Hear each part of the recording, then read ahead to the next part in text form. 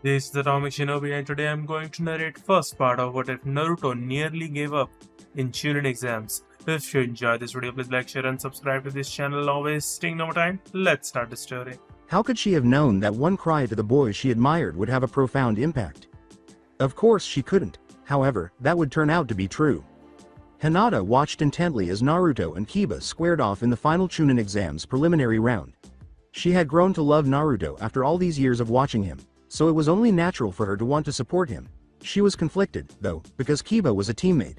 For whom should she cheer? Who ought she to back? The boy she liked, or her teammate?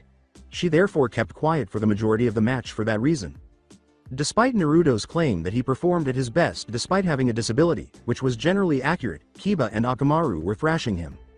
He was unable to stay up with Kiba. The wild boy simply moved too quickly. Naruto did everything he could to stay upright. Although he was pleased that everyone was watching his fight, he was growing irritated that he was getting kicked in the butt in front of everyone. He was now proving that no one had ever believed in him. Fuck it, why did he have to demonstrate their safety in this way?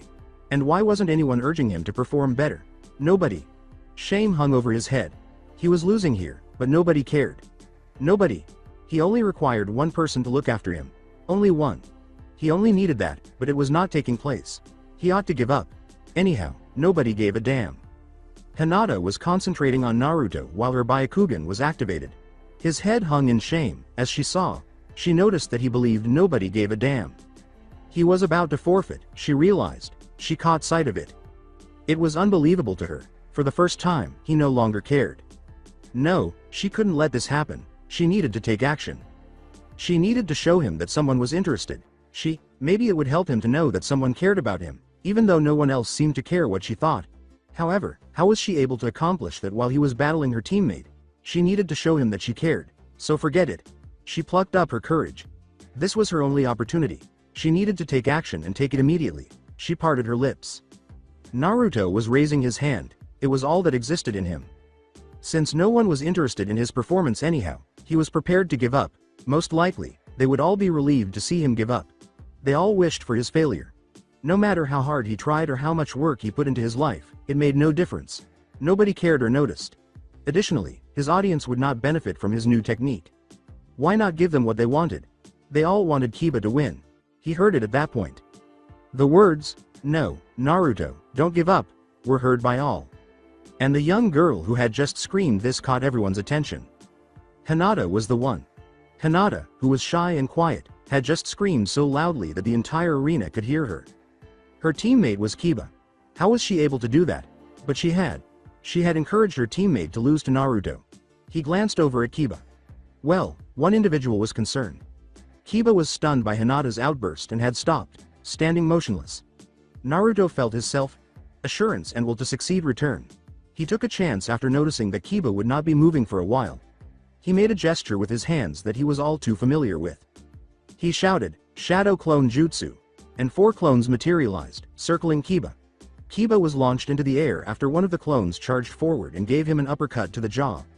While the other 3 clones kicked Kiba higher, the original ran up the clone's back and leapt into the air. The original shouted, "Naruto Barrage," and kicked Kiba in the back of the head in a spinning motion. Kiba was flung face first to the ground. He was knocked out on contact. Naruto, gasping for air, landed a few feet away. He turned to face Hinata, who was grinning up at him. She was concerned, then. He had won, just as she had hoped he would. She was solely responsible. Although he couldn't hear her, he could see what she was saying. He simply understood her words. She said, "Well done, Naruto." He didn't need to hear her to know it. This victory was due to her. He promised that he would somehow repay her. As Medical Ninja removed Kiba on a stretcher, he walked calmly to the ramp and back up to the balcony for the time being. He halted as he passed Hinata. With a smile, he said, "Thank you, Hinata." She turned red. She said, "For what, Naruto?" He then looked up to see the names selected for the following match. "When you cheered for me, I knew that someone cared. It gave me the confidence and the courage to keep fighting. Without you, I would have forfeited the match. I only won because of you. So, thank you." Neji Hyuga versus Hinata Hyuga. She gasped and followed his gaze. She looked at him, grinned, blushed a little, and nodded when he whispered to her, "Don't worry, Hinata. I beat Kiba. You can beat Neji, too." She would defeat Neji, yes. For Naruto. Hinata saw Neji descend from the opposite side as she made her way down the stairs to the arena floor.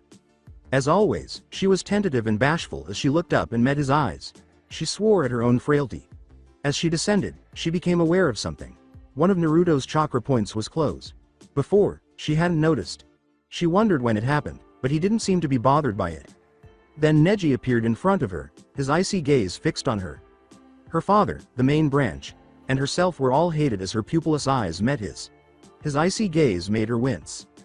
Neji stated to her, "Hinata, withdraw from this match. You cannot fight against fate, and your fate was sealed the moment I was chosen as your opponent. You will lose this match unless you withdraw now." She thought of Naruto and shook her head. She said, "This is the first time the one I admire has been watching me.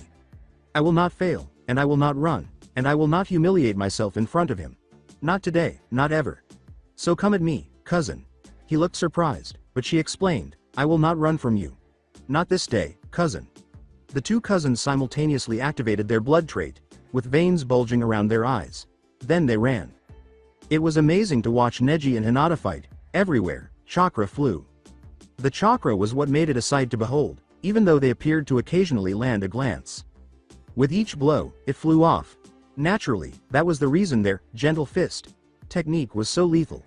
Serious harm could result from even a glance. Because Neji had a longer reach than Hinata, he was able to easily block every attack she launched, and she was finding it difficult to even approach him. Hinata was growing frustrated. Then she found a gap and touched his chest with her first hand. He stopped. She smiled. He was hers. She noticed marks on her skin when he slowly rolled up her sleeve. Hold on. Had he not? He had, apparently. There was no chakra in her arms. She had been let down by the gentle fist. She had only touched him. In both her arms, he had sealed the chakra points. Each and every one. Now scared, she retreated. Neji charged at her after yin yang symbol materialized beneath him. He shouted, 8 trigrams 64 palms, and then began striking Hinata, channeling all of his anger toward the main house into a single blow. He struck Hinata's chakra points as he uttered each of the following: 2 palms, 4 palms, 8 palms, 16 palms, 30.2 palms, 60, 4 palms, until he had 60. 4 of them at the end. Every one of them was closed. Hinata fell to the ground and he turned away. He summoned Naruto. He began to leave as Hinata gradually got back on her feet, saying, "This will be your fate as well, loser." She was aware that she was in his blind spot. Perhaps she could have taken action if she had been able to use her chakra. Then she heard it. Naruto said, "Don't give up, Hinata. Fight him." When Kakashi attempted to hold the boy in check, he yelled at her, "Hinata, look up here." She did. He had that closed chakra point again, and she saw it. As she watched, he pushed a lot of chakra into the chakra point and told her, "You need to open them, Hinata. Do this." He had thus been aware that it was closed. She watched in awe as his chakra point grew and eventually exploded once more. He appeared to experience a slight ache, but he didn't seem to mind because it remained open. Neji had turned off his Byakugan, so he wasn't watching that. Hinata thought it was his error. She took a cue from Naruto. It didn't take long for all of her chakra points to reopen because she had much improved control over them. Damn it, it worked, even though she gasped. Neji turned to tell Hyuga to end the match, but he was still facing away from her and had his Byakugan off. "I don't think so, cousin." The yin yang symbol of the 8 trigrams now emerged beneath Hinata. She noticed him staring at her as he turned in response to her voice. "Your turn. 8 trigrams 64 palms," she said with a smile, and she charged at him, delivering the same series of blows he had delivered to her only minutes earlier. In a single motion, she deactivated all his chakra points. Unable to move, he collapsed to the ground. Hyuga agreed and called the match after she said, "You can call the match now." He's done. Hinata had prevailed. She approached Neji and extended a hand to him before heading out. She assisted him in standing up after he took his time. Neji stared at her in disbelief as she said, "I know you think fate is what caused this, and that you struggle against your fate. Neji, before today, I had never used that move, ever." She had moved them out of the arena while she was speaking to him. "I told you, the one I admire was watching me. I wasn't about to give up in front of him. I did what I had to do, and it was him that allowed me to reopen my chakra points like that." At the bottom of the ramp, she came to a stop. He appeared even more shocked when she turned to face him and softly said, "I'm sorry for hurting you, cousin." Then she reached out to him. Please, cousin, let's be friends, and together, we will fight your fate. I will get that seal removed from you one day, I swear it as a Hyuga. Neji was stunned. He had always believed that the main branch members were simply his masters, but now here was Hinata, offering him friendship and promising to help him overcome his fate. He nodded as he slowly accepted her offered hand. She then turned on her Byakugan. He was aware of it. She was going to attack him once more now. Instead, she reached out and lightly touched him, hardly even touching him. He examined her touch marks. Then she went on. His chakra points were being reopened by her. It was unbelievable to him, however, she was. For the first time since his father's passing, he gave her a sincere smile. Thank you, Lady Hinata. He nodded to her and bowed slightly as she went on, and no more bowing to me either. I told you, we're friends, equals. You are no longer my servant. He looked at her in disbelief, but she simply smiled. Just Hinata, cousin, please. As I said, we're friends now. This was just a show of faith. I trust you. He wasn't blind to his previous behavior. You are too kind, Hinata. Why are you so kind after I have been so cruel? He asked. This was the first time he had cared. Neji began to bow, but she shook her head, grinned, and gestured to Hyoshi's seat. You have been blinded, Neji. I know the reason you are so bitter, and I know the truth of it. Go. Talk to my father, he will tell you now. Neji started in the direction of his uncle. Neji was shown a scroll when he arrived and inquired about the truth about his father Hisashi's passing. He took a seat and began reading his father's version of events. He received his third shock of the day as he looked up from it. The family's leader, Hisashi Hyuga, was kneeling with his forehead against the ground. Forgive me, Neji. I'm sorry for keeping this from you for so long. Please, sir, don't bow to me. I'm sorry for being so bitter toward you all for so long. From this day forth, I swear to you I will be a better family member to you all. Hisashi looked at Neji with a grin. Hisashi jumped and gave him a startled look, but Neji simply grinned and said, she extended a hand to me in friendship. It is the least I can do to accept it. Hisashi nodded and grinned at Neji as he continued, and I will be as good a friend as I can to Lady Hinata. Neji returned to his team after bowing slightly and the two parted ways. Meanwhile, Hinata was ecstatic. She had summoned the courage to speak to Naruto as she walked by him. He had voluntarily responded, and the two were now conversing without difficulty while ignoring Lee and Gaara's conflict. Lee had used one of his leaf hurricanes to knock Gaara's gourd away. Naruto and Hinata had since ignored it and conversed with ease. With a smile, Naruto said to Hinata, thank you, by the way. She reddened and jumped. F. For what, and Naruto? He smiled at her, for calling out to me when I was fighting Kiba.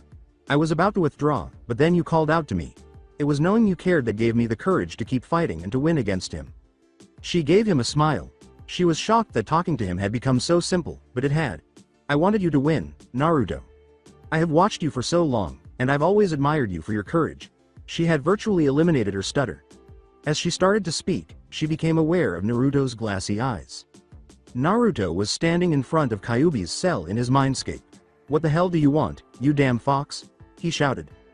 Just wanted to tell you, brat, this girl is the one you should take. She's the one you're meant to be with. She's the one you'll bond to and the one who will make your life complete. Now get out of here and make sure she doesn't get away, the fox replied with a vulpine grin. As he returned to reality, Naruto shook his head. Sorry about that. Please, continue, he said with a smile to Hinata. Her question was simply, I was just going to say, thank you for showing me what you did. How did you get that chakra point closed, anyway? I closed it myself. I'm not sure how I did it, but I did. I've done that from time to time, so I've had to learn how to open them. That's why I did it when you were watching, so you'd see how. She grinned. I only won because of you, Naruto, thank you. Well, if you really want to pay me back, how about a date? He said quietly, smiling as he considered what the fox had said. A D,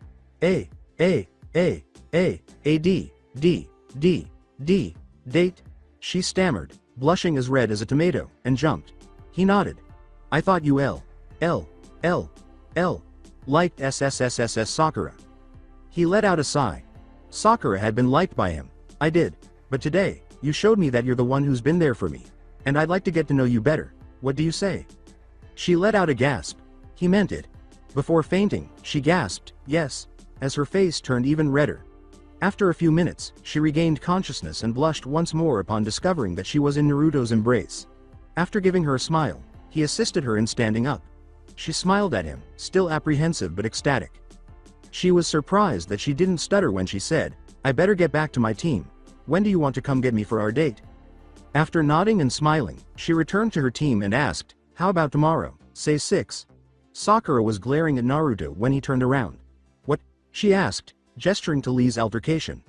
Gaara was being kicked all over the air by Lee when he abruptly kicked him down, lifted him back up, and then punched him hard, sending him flying to the ground. Gaara had no chance without his sand, he had left. The match was called by Hayate. Lee had prevailed. Despite their shock, everyone was pleased for Lee. As it came to an end, Sakura continued to glare at Naruto. "What?" Sakura, Ino, and several other people approached Naruto and began to inform him that Hinata had been observing him ever since they first arrived at the academy. They maintained that this was true even though he found it hard to believe. He exclaimed, "But that's 4 years." "Exactly, Hinata has been waiting and hoping for this for 4 years, so you need to make an effort to make it special for her," Sakura said to him after they nodded. Ino cut him off. He grinned appreciatively and said, "Come by the shop tomorrow, I'll have a bouquet for you." That hadn't occurred to him, but where he was going to take her, he knew. They wouldn't have time for that, so he simply needed to remind her to eat first. He smiled, anticipating. Across the arena, Hinata grinned as she considered tomorrow night. Sincerely pleased to have Hinata as a friend, Neji smiled at her. Proud of his daughter, Hiyashi grinned at Hinata. And Naruto considered the impact that a single call could have. Naruto carried a bouquet of lilies when he arrived at the Hyuga compound. According to Ino, they were Hinata's favorite flowers and represented devotion. That final point alone was sufficient justification for Naruto to accept her decision. Suspecting that Ino was giving him a discount, he had paid for them, but he didn't mind. Persuading Hinata to allow Naruto to pick her up at home had taken some effort. Her father had an idea, but she was worried he wouldn't approve. The previous evening Hinata paused, hesitant to express her true fear. "BB, but if you come to my home, father might." He went on, "I intend to ask his permission to date you. I want to show him that I'm worthy of you and that I have nothing to hide. And that's the best way I can think of to do it." They had been talking about this for about 20 minutes, and Hinata kept trying to tell him she would meet him somewhere else, but he was adamant. "I know your father might see. That's exactly why I want to go there." She looked up at Naruto in shock and bewildered. "Well, if you're sure it's a good idea, Naruto." He nodded and smiled. "I'm sure, Hinata. I don't want to hide this. I'm proud of you, as your father should be, and he should want you to be happy, so if he sees that I respect you and that I will treat you well, I doubt he'll object." After blushing intensely, Hinata eventually grinned and nodded as well. Her voice trailed off, "Yes, Naruto, you're right. I don't want to have to hide it either. And you?" Naruto stared at her, waiting, and she finally said, in a quieter voice, "Just having you pay attention to me makes me very happy, Naruto." He grinned. At the Hyuga compound, Naruto grinned as he recalled that. He had a lot of hope for tonight. He approached the door and rapped on it. A moment later, it opened, and Neji was standing there. Neji nearly ran away when Naruto noticed the suspicious expression in his eyes, but he refused to back down. "Good evening, Neji." Naruto's respectful greeting nearly made Neji jump. Even Naruto bowed to him. Neji's expression would have rivaled Hinata's blush. Though he wasn't blushing, he was so shocked that he nearly passed out. "What, are you as much a fainter as Hinata?" asked Naruto with a smile. Since he was still in shock, Neji was unable to fully glower and instead opened the door further and motioned for Naruto to come in. "What can I do for you, Naruto?" Neji asked after shutting the door behind him. Naruto had placed his bouquet on a stand close to the front door as he said, "I was hoping to speak to Lord Hiyashi, actually." Neji looked at it strangely, but Naruto remained silent. "He is available. Follow me please." Neji bowed rather awkwardly and then proceeded down a nearby hallway. Naruto was right behind him. He knew Hinata was there because he heard her giggle as he passed one of the doors. He grinned. Neji then came to a stop in front of a door, turned, and gave Naruto a quick glance. He had to inquire after suddenly realizing something.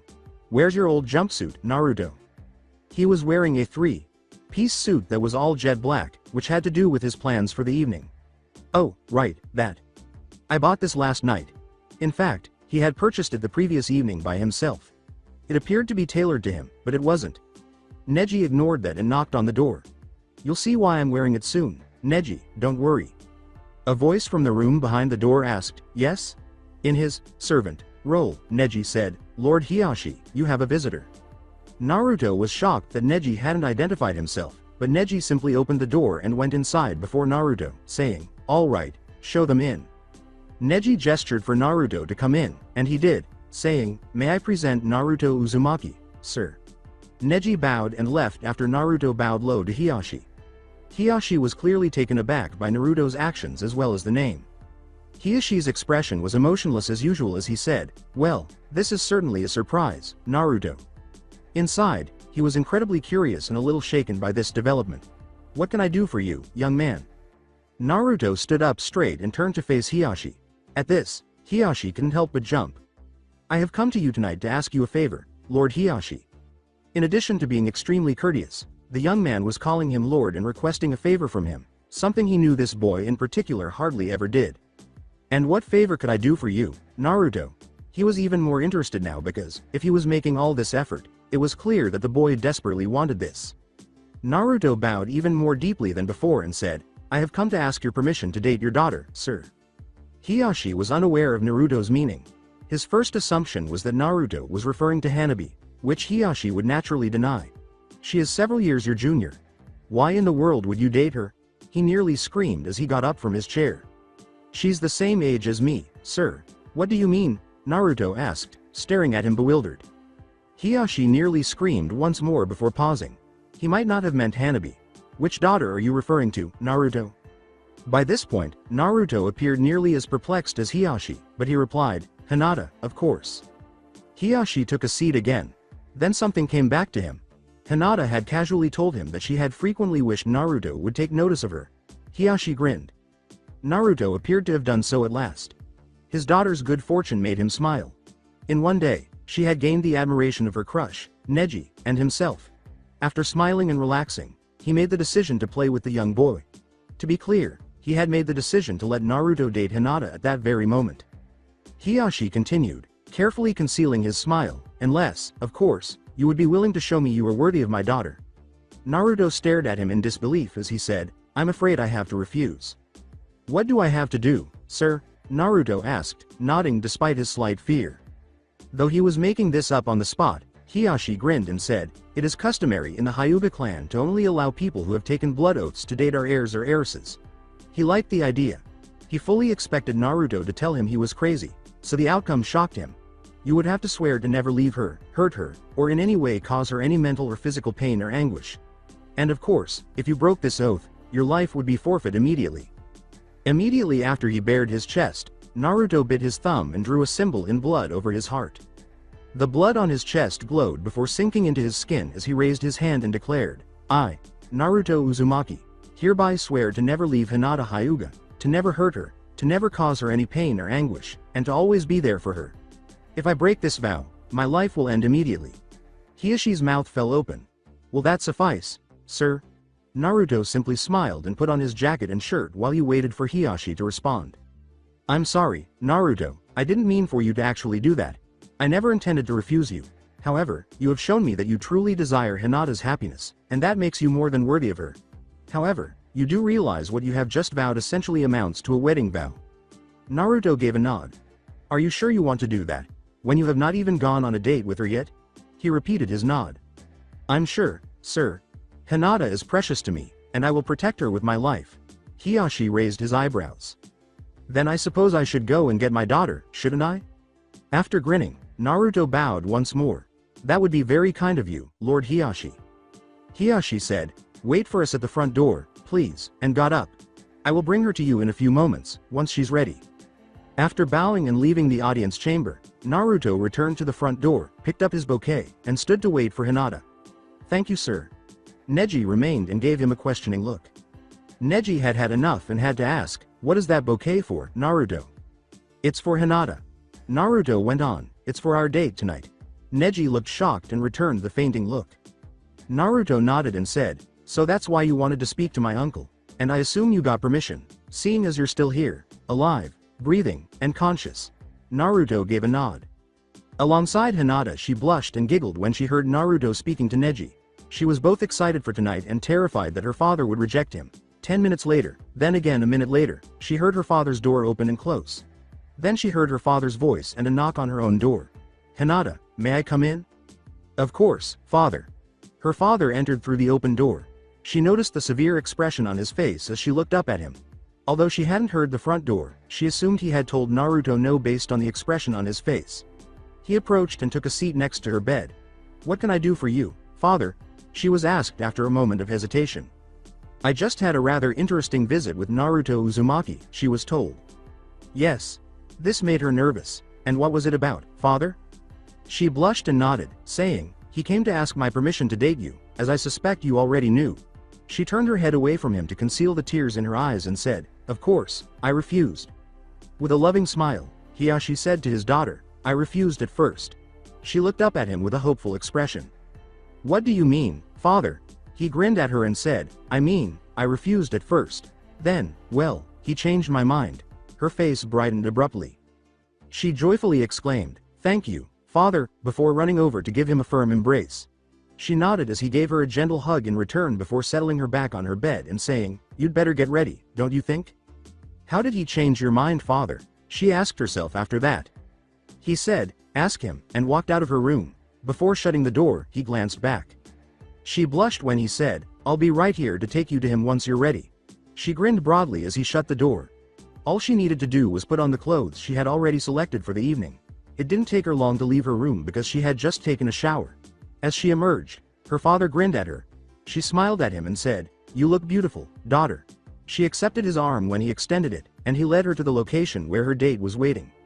Alongside Naruto, Neji and Naruto were discussing the upcoming training when they both heard footsteps approaching.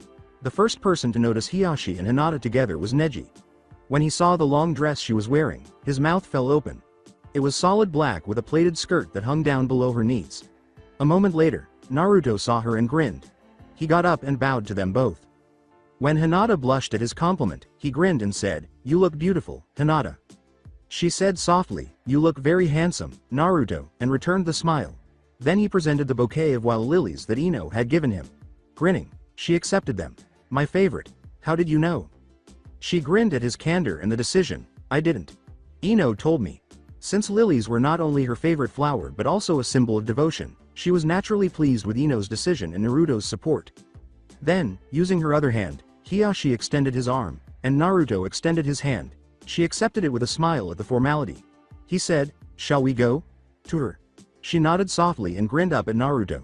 She asked Neji to put the bouquet in a vase for her and handed it to him. After giving a nod, he went to get one. "Have a good time tonight, you two," Hiyashi said, grinning. "Have her back before midnight, Naruto." With a bow, Naruto said, "Yes, sir." Then they were outside. Hinata was still taken aback by this development. She glanced up at Naruto, who gave her a smile. "How did you change father's mind?" she asked, and Naruto gave him a startled look. "I'll tell you when we get to where we're going, all right?" She smiled. "And we'd better get going, or we're not going to have time to do all we have on the schedule for tonight." With a smile on her face, she drew nearer to him, putting both of her arms around the one she had been clutching since her father had given her to him. He grinned at her, pleasantly surprised. She smiled and blushed, saying, "I'm really glad I asked you to come out with me tonight, Hinata." "So where are we going, Naruto?" She nodded and asked, "You ate already, right?" He then made his way to a nearby bakery, saying, "Well, first, I thought I'd take you out for dessert." She hesitated before smiling. "Are you sure you can afford this place, Naruto?" Naruto nodded and explained, "This place is owned by a friend of Tuchi's from over at Ichiraku. He said to drop his name here and the guy would take care of me." So they went in. As Naruto went to the counter and gave his and Tuchi's names, Hinata grinned. The proprietor emerged grinning. "I've got your order ready, right here," he said, taking a big covered tray out from beneath the counter. "You must be the young man Tuchi told me about." Hinata's mouth was watering from the scent alone. The man looked surprised when Naruto gave him some cash, but he gave it back politely, saying, "Don't worry, this is on Tuchi. Tuchi told me if you came in here with a young lady, he'd cover your expenses." Naruto didn't want to accept this, but he realized he had no other option. Naruto nodded as the man continued. "Tuchi said to have you stop by and introduce your young lady. That's all he requires in pay for it." While they were leaving, Hinata remarked, "That was nice of Tuchi. Would you mind stopping by there first? It's the least we can do since he's paying for this," Naruto said after nodding. Naruto grinned and ushered her toward Ichiraku's, and Hinata replied, "I'll go anywhere, Naruto. So long as I'm with you, I'm happy." While traveling there, Naruto paused to think and burst out laughing. It continued to worsen until he had to pause and collect himself in order to breathe. After Hinata gave him a questioning look, he said, I just happened to think, this will be the first time I've ever gone to Ichiraku's without actually eating anything. But just having you with me more than makes up for it. She gave him a smile. That was a lot of praise coming from him. Then, with a calm smile on their faces, she took his hand in hers and they walked on to Ichiraku's. They reached the ramen stand, where Naruto moved the half curtains aside and entered with Hinata. Tucci turned to face them and yelled, Hey old man. There's someone here I'd like you to meet. Naruto. Hey, and who's this young lady you've got with you? The young woman replied, I'm Hinata Hyuga, and then blushed. On your first date, huh, Naruto? Tucci smiled. Naruto nodded proudly, and Hinata's face turned even redder. She nearly passed out but fought it off when Tucci grinned at her and said, You look very lovely, young lady. She curtsied to him and said, Thank you, sir. At that moment, Ayame also emerged. She smiled and said, And who do we have here? To Hinata. Hinata curtsied to Ayame as well and said, I'm Hinata Hyuga, for the second time. She turned to Naruto and chose to needle him after saying, It's nice to meet you, Hinata. He proudly nodded, On your first date, huh? After asking. You treat her well, Naruto. A lovely young lady like this deserves it. He repeated his nod. They both grinned and Ayame gave Hinata a wink, which naturally caused her to flush once more. I'd never do anything else, Ayame. I went to that bakery you told me about, and he said you'd be covering the bill as long as I came by and introduced you to my date. Naruto got involved. Tucci gave a nod. Tucci and Ayame grinned at their favorite client, saying, Thanks, old man. This really means a lot to me. I'd be honored to serve at your first date, Tucci said with a smile. Either of you want anything? No thanks, old man. We've already eaten dinner, and we're on a kinda tight schedule, so we need to get going, Naruto said, dismayed. Tucci grinned. He was unharmed. Tucci added, It'll be a pleasure to get to know your young lady as well. Naruto smiled and nodded, saying, Well hey, you have to bring her by here sometime. Naruto bowed to them both and Hinata curtsied once more as they walked out of the store. Thanks, old man. Well, we better get going. Tucci and Ayame both thought, those two make a cute couple, at the same moment. They grinned, genuinely delighted for Naruto. Ready? Naruto asked Hinata, turning to face her. When she nodded, he said, Come on then. After 10 minutes on top of the mountainside images, Naruto and Hinata arrived on top of the fourth Hokage's head. To surprise Hinata, Naruto covered her eyes with his hands. She kept her Byakugan off to avoid ruining her smile. Hinata gasped as he took his hands off her as they got there. A table was arranged, covered with a checkered cloth, and the room was lit by a single candle. He put the tray down on the table and smiled at her as she glanced at her crush. He then approached her, escorted her to a chair, and retrieved it for her. With a smile, she took a seat.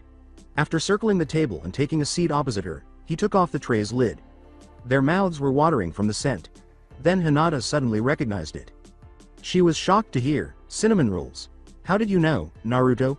First, her favorite flower, lilies. It's also her favorite food now. Did he somehow read her thoughts? He smiled. I asked Neji. He told me they're your favorite, so of course that's what I got. And I had the baker make them extra sweet, just for you. She was speechless. She preferred them to be extra sweet. Reaching over, Naruto cut the rolls. They weren't tiny, but there were 6 of them in the tray. He took one for himself and gave it to her. Then, despite the fact that he was eating with his left hand, he reached over and gently took her free hand in his. After grinning at his touch, she took her first bite and nearly passed out from the flavor. It was that good. She adored it. Together, Naruto, the scene, and everything else made it seem like a dream too good to be true, but here they were. He took his first bite a little more slowly than she had, and she saw his face light up as he chewed. Naruto grinned and said, Wow, these are really good. I've never had them before. When Hinata heard that, she understood what was happening. Despite the fact that he had never even eaten them before, Naruto had prepared everything, bought her flowers, taken her to his special location, and purchased her favorite food. Whoa! He was giving it his all for her. The thought made her flush, and tears of happiness welled up in her eyes. He said to her, Something wrong, Hinata? She got up, walked over to him, and before she lost her composure, she leaned down and gave him a gentle kiss. I was just thinking about everything you've done for me tonight. My favorite flowers, my favorite food, bringing me up here to your special place, that new outfit. You really are doing a lot to make this night memorable for me. Thank you, Naruto. He blushed slightly in surprise and grinned. I wanted this to be the best night of your life, Hinata. So I found out about you, your favorite food, your favorite flowers, and I wanted to look good for you, so I dressed up, too. And as for your father, that was easy. I just wanted tonight to be special for you. Resuming her seat, she grinned and recalled her father's statement regarding Naruto's change of heart. As she was speaking, Naruto cut her and gave her another roll after realizing she had finished her first. So, how did you change father's mind, Naruto? You said you'd tell me when we got here, so tell me. Only half of his first had been consumed. She appeared shocked when she realized that her father was playing with Naruto. Well, your father told me that there was a custom in your clan for when someone is dating the heir or heiress. He said that it involved a blood oath to never leave them, hurt them, cause them any mental or physical pain or anguish, and to always be there for them. And that if the oath was broken, being a blood oath, the person's life would be forfeit. When I did that, he said I had shown that I truly desire your happiness and that doing so made me more than worthy of you. He nodded in response to her query. Naruto, you know there is no such tradition, right? Your father told me that after I had done it. I don't think he expected me to do it, but I don't care. I was happy to do that for you. She grinned and blushed profusely. He continued. Your father told me after I did it, that the vow I had just taken was essentially a wedding vow, and asked me if I was okay with that. I told him it was fine. She appeared astonished. I'm more than happy to vow to make you happy. As I told him, I'll protect you with my life, Hinata. She smiled and blushed as he continued, I meant that, too. Although she was almost scared to say it, she felt that it was better to say it now rather than wait. Are you sure about that, Naruto? I mean, we're only 12, and you hardly even know me. I'm sure, Hinata. I know I don't know you yet, but that will change. I'll take as many hours, days, weeks, or even years as it takes, to get to know you. And I do realize you've always been there for me, so I know you're worth the time. He smiled at her and caused her to blush. Naruto, thank you. Then he thought, think nothing of it, Hinata. She nodded after appearing a little perplexed. Actually, you want to make it up to me? She asked. He leaned over and whispered something in her ear, saying, all right, then I have an idea. Despite her blush, she nodded because she thought the idea was good. They grinned at each other and immediately began planning, even though it would take them months to implement his idea. They sat together and watched the sun set a little while later. They each finished the roll they had after it had entirely vanished, and Naruto gave it to Hinata after replacing the tray's lid, which still contained 3 rolls. She blushed and grinned, saying, you can have the ones that are left, Hinata. You like them more than I do. Why are you always blushing around me, Hinata? Naruto had to inquire. Well, it's just that I've always wanted you to acknowledge me, and when you talk to me, I feel so shy, so I usually end up feeling embarrassed and blushing. Why, does it bother you? As they left, he shook his head, he turned around and let go of his shadow clones. The cloth, candle, table, and chairs disappeared. He had been utilizing a combination of transformation and shadow clone. He chuckled to himself, considering how simple that cleanup was, and then he accompanied Hinata home. He knocked on the door when they got there. He softly kissed Hinata's lips as they waited, causing her to flush wildly when Lord Hiyashi opened the door. He smiled and extended a hand to Hinata, who took it gently before turning back to Naruto. He bowed to her father and said, I have returned your daughter to you, as per our agreement, sir. Naruto bowed and said, good night, Hinata. I'll see you soon. She gave him a curtsy and said, good night, Naruto. I look forward to seeing you again soon. Naruto got up and said, by the way, Hinata, how about we meet at the training ground tomorrow? I have something to show you. She questioned him, what time? Oh, say, noon. That way we can train on our own in the morning, and have the afternoon to train together? Her father nodded as she glanced at him. Yes, Naruto. I'll see you at noon tomorrow. After they both smiled, Naruto bowed to her and her father before the door softly shut behind them and he left for home. That night, he slept soundly and dreamed with a smile on his face. Alongside Hinata after Naruto left, Hiyashi inquired, how was your date, Hinata? Her smile was directed at her father. It was great, father. I think this was the best night of my life, she said. Then, after hearing her, Neji emerged. Thank you father, and you too, Neji. She told them both everything that had happened because Neji appeared perplexed. She curtsied to both of her family members after they smiled at her and told them she was tired and should go to bed. She gave them to her father after suddenly remembering the rolls. They were the leftovers, she clarified, and she intended to save them for breakfast the following day. With a nod, he promised to bring them to the kitchen for her. She curtsied again and practically skipped to her room after that. She thought about everything that had happened that day as she lay there, falling asleep. Never in her life had she been happier. Naruto had been the object of her first kiss and her first date. She smiled contentedly as she fell asleep. She and Naruto both dozed off at the same time, but neither of them realized it. At the training ground, Naruto was anticipating Hinata. He arrived early. Although uncommon for him, this was not unheard of. But he was more than 2 hours early this time. He needed more time to rehearse what he would demonstrate to Hinata. He hoped it would appeal to her. He had spent a considerable amount of time working on it. But all of a sudden he felt anxious. He had never shown it to anyone before, after all. However, this was not a conflict. All he was doing was helping a friend. Or was she more? This was not the time to consider that, he told himself. Now he had only a few minutes, maybe 30 minutes, to practice before she arrived. The time had disappeared. His little trick for Hinata had only been attempted a few times. It wasn't flawless, but it had worked. For her, he wanted it to be perfect. Oh well, this time would not be an exception because he had been fairly fortunate with her thus far and she didn't seem to mind when he slipped. But he was concerned. He really didn't want to lose the fact that she was the first to truly acknowledge him. Never, ever. He tried his jutsu for the third time, focusing more intently than before. He had created one specifically for her. He nearly succeeded. It should be flawless with just one more attempt. There is no other way he would have it, for her. Alongside Hinata was training with her father and putting in a lot of effort. He was kind but tough. She shut down his right arm and tagged his shoulder, and he grinned at her. She smiled back, feeling pleased with herself. Her father fixed his arm and they bowed to each other. She looked at the time. She still had an hour or so before she had to go meet Naruto. She was overjoyed that the young man had been accepted by her father. Then she recalled Hyushi's previous harsh demeanor. She had to know what had happened all of a sudden. After her mother passed away, he had changed. After bowing to her father once more, she spoke. "Father, would you mind if we took a break a while? I'd like to talk to you about something." Hyuga was a little surprised by this. Hinata rarely asked him for things like that, but when she did, he found it difficult to refuse her. After he nodded, they proceeded to the steps at the arena's edge, took a seat, and picked up the tea that was waiting for them. They all mentally noted that they would thank Hanabi later. Hyuga turned to Hinata after taking a brief break to drink in order to relax and calm. Her earlier statement intrigued him. He speculated, "So, Hinata, what was it you wanted to ask me?" He knew her, even though she hadn't stated that it was a question. She looked down after turning to face him. She was a little scared to mention it, and what she was about to say to him wasn't exactly flattering. She then looked up to see her father grinning subtly, and as always, when he smiled like that, she felt more confident. She returned the smile and said, quietly so that only he could hear, "It's about when Mother died." He seemed shocked but motioned for her to go on. She did. "Before Mother died, you were always so cold, so distant.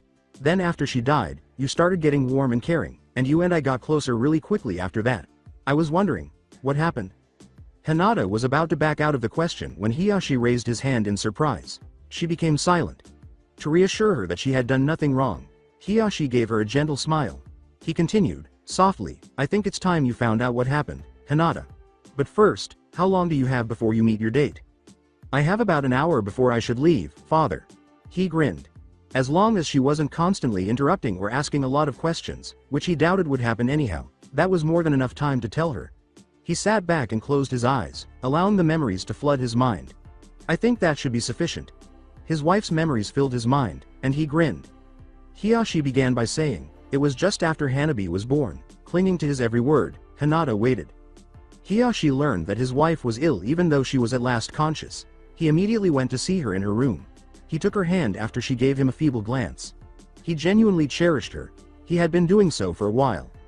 When she said, "I'm not going to make it," she smiled deeply. He knew she was at peace.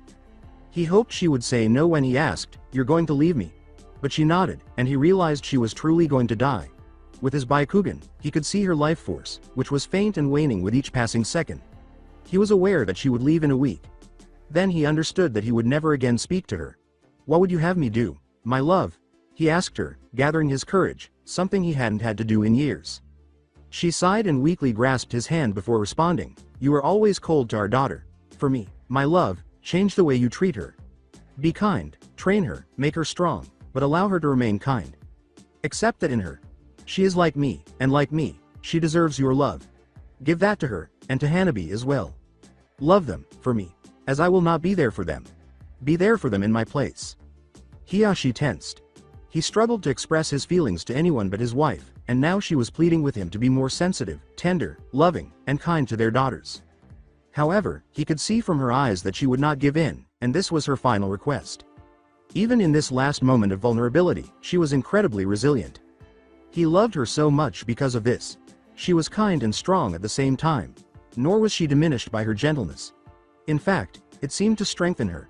She closed her eyes and smiled as he knelt beside her and said, "I will do what you have asked. I will change, take your kindness to myself and show it to Hinata and Hanabi." When he realized it was time to leave, he did. As he had anticipated, it was his final encounter with his wife. "So, Hinata, you see, I am doing this because your mother requested it. I have always loved you, but I never knew how to tell you so. After your mother requested that, I knew I had to do it, so ever since then, I have thought of what she would do, and have done it myself. I'm just sorry I didn't show you my love from the start." Hinata grinned, glad that even in her last moments, her mother had been considering her and her sister. Naturally, she immediately forgiven her father for his inability to express his feelings in the past. She rushed to him across the table and put her arms around him. He gave her a hug in return, and they were both relieved to be so open and near to each other again. Neither of them realized the other was grinning, but they both did. Hinata rested her head on Hiyashi's shoulder, feeling secure and at ease in her father's embrace, while Hiyashi remained with his eyes closed to avoid crying over the memories of his wife. Hinata eventually withdrew and grinned at her father, who returned the smile. She did something out of the blue that she hadn't done since she was a baby. She gave him a kiss. Hiyashi was taken aback and gave it back. It was pleasant, but he hadn't anticipated that. After giving her a bigger smile, he muttered, "I love you, Hinata. And I'm very proud of you." With a smile, Hinata gave him another hug. As he held her and rubbed her back, she gave him a tight hug and said, "I love you, too, father." It was the same for both of them. Safe, open, and joyful together. Hinata quickly realized the time and withdrew once more. "I should go get ready. I'm meeting Naruto soon." Hiyashi whispered, "Hinata." Hinata paused and turned to face him. With a deep flush, Hinata nodded and asked, "You want to marry that boy, don't you?" Yes, she wanted Naruto. Had always. Hiyashi asked, "If I arranged for it, would you be happy?" After giving her a quick glance. Hinata looked at her father and jumped. Slowly, it became clear what he meant. As her father and clan leader, he did have the authority to set up her marriage to Naruto. He nodded, and she blushed before whispering, "I'll need some time to think about it." "I understand, Hinata. Just think it through. It's not like you're even of age yet. But understand that if you desire to marry him, having it arranged would be the best way to make sure it happens," she replied with a nod and a bow. "I should go, father. I don't want to keep him waiting. I'll think on this and give you an answer as soon as I can." Hiyashi gave a nod. They were unaware that it would become a habit with them going forward. "Have a good time, Hinata. I love you." They were now closer and more transparent. Hinata grinned. She bowed once more and walked away with a calm smile, saying, "I love you, too, father." Hiyashi grinned as she considered how much she resembled her mother. She and Hanabi were all that remained of his wife, he realized once more, and he had to cherish them and make sure they were safe and content. The thought made him smile. He knew that he would always defend them, even if it meant giving his life, because he had once again found his beloved people. Alongside Naruto grinned. At last, he had perfected his jutsu. Hinata was supposed to arrive in roughly 10 minutes, and he was prepared for her arrival. He grinned. When she arrived, that gave him enough time to have enough chakra to perform the jutsu once more. He relaxed by leaning his head back and sitting at the base of a nearby tree. After just a few minutes, he heard her gentle footsteps coming closer. He waited for her to come to him on her own terms while keeping his eyes closed and grinning. Although he appeared to be asleep, he wasn't. To make her believe he was sleeping, he forced a smile from his face. He was interested in what she would do. Alongside Hinata glancing around for the boy she admired, she entered the clearing. She was about to go sit down and wait after coming to the conclusion that he wasn't there when she noticed him. He was leaning against a tree and appeared to be asleep. When she saw him, she licked her lips and chastised herself for her thoughts. When she sees him, she shouldn't be licking her lips, not yet, anyway. Perhaps one day. Not yet, though. She approached him and knelt before him, watching his sleeping face. He wanted her to believe he was asleep, but she realized abruptly that he wasn't. She chose to comply. After that, she pondered how to wake him. She knelt beside him, placed her hands on his shoulders, and leaned forward to give him a kiss. She wanted to surprise him even though she knew he was awake. She completely intended to kiss him to wake him up as she leaned in, He put his arms around her and pulled her to him, giving her a gentle kiss just as she was ready to make contact. She happily and voluntarily returned the kiss. With affectionate smiles, they withdrew from one another. "Hey there," said Naruto. "I was waiting for you. I see that. I thought you were asleep at first, but then I saw you shifting and I knew you were awake. I just wanted to surprise you," she said with a grin. She recalled why they had met there when he returned her smile. "You said you wanted to show me something." He nodded and grinned. He said, "I made a jutsu," to her. He wanted her to be the first to see this jutsu, but he had no idea how he came up with it. It didn't matter if she saw it before the exam finals because he wouldn't use it if he had to fight her. He was only able to shape it into a sphere at first, but he was not going to show her that now. For the record, he is unaware that the jutsu he has developed is the Rasengan. "I've been practicing this for a while, and I wanted to show it to you. And don't worry, if we have to battle in the finals, I won't use this on you." She smiled at that, understanding that it must be a very powerful technique for him to say, but she was also pleased that he wanted her to see it. He collected his chakra and extended his hand. To see what he was doing, she first turned on her Byakugan. His chakra was spinning rapidly as he brought it together. She turned off her bloodline trait because that was all she needed it for. He shaped the whirling ball of chakra into a heart while she looked on. He held it in front of him and grinned. He nodded and said, "Wow, Naruto, that's beautiful." He turned away and pushed the ball of chakra into a stone that was covered in dust, saying, "It's beautiful, but powerful." Then he took it out, and it was undamaged. She nodded, wondering what he was referring to. "Hinata, you know how to hold chakra in your hands, right?" she asked. "Come here." He extended the ball to her as she approached him. Though she wasn't yet certain why, she raised her hand because she knew he wanted her to. The chakra heart was in her hand after he carefully slid his hand beneath it and then withdrew it, leaving it there. She gave him a perplexed look. "With this heart of chakra, I, Naruto, give you my heart. I vow to love you always, Hinata. And I vow to never hurt you or leave you. I am yours, from now till forever." He grinned and awaited her response. She let the chakra heart fade gradually. She felt the chakra spiraling into her as it dissipated. She grinned at his words and the power. She ran to him and put her arms around him after the jutsu had been completely destroyed. After giving her a hug in return, he asked, "Hinata, will you be my girlfriend?" She gave him a joyful nod and recalled her talk with her father. They exchanged a smile before she motioned for him to take a seat. "I will, Naruto." She sat with him after he did. She took out the food she had packed, which included rice, dumplings, and a vegetable dish. He appeared taken aback. She said, "I made us lunch," and they took a seat to eat. After 10 minutes he grinned at her as they finished their lunch and said, "Wow, Hinata, this is really good. Thank you." She blushed attractively and said, "I wanted to, Naruto. It made me happy to cook for you." She nodded and asked, "You made all this?" He smiled, not even considering himself that someone. "Wow. I'm impressed, Hinata. Really, you're going to make someone one heck of a wife someday." Naturally, this caused Hinata to consider her father's words even more. She chose to inform him. She questioned, "What if? What if it was you?" He appeared startled, then intrigued, so she went on to explain what her father had said. The thought of an arranged marriage made him apprehensive, but he later grinned.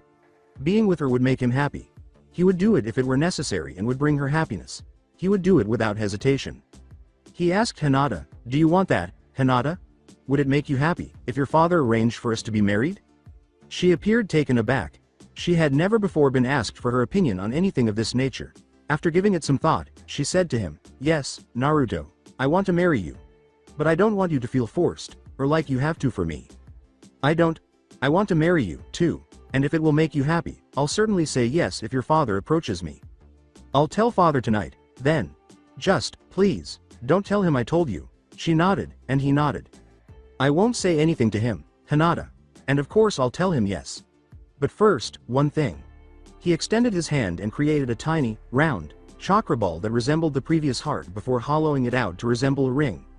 When Hinata realized what he was doing, her breath caught as he dropped to his knees.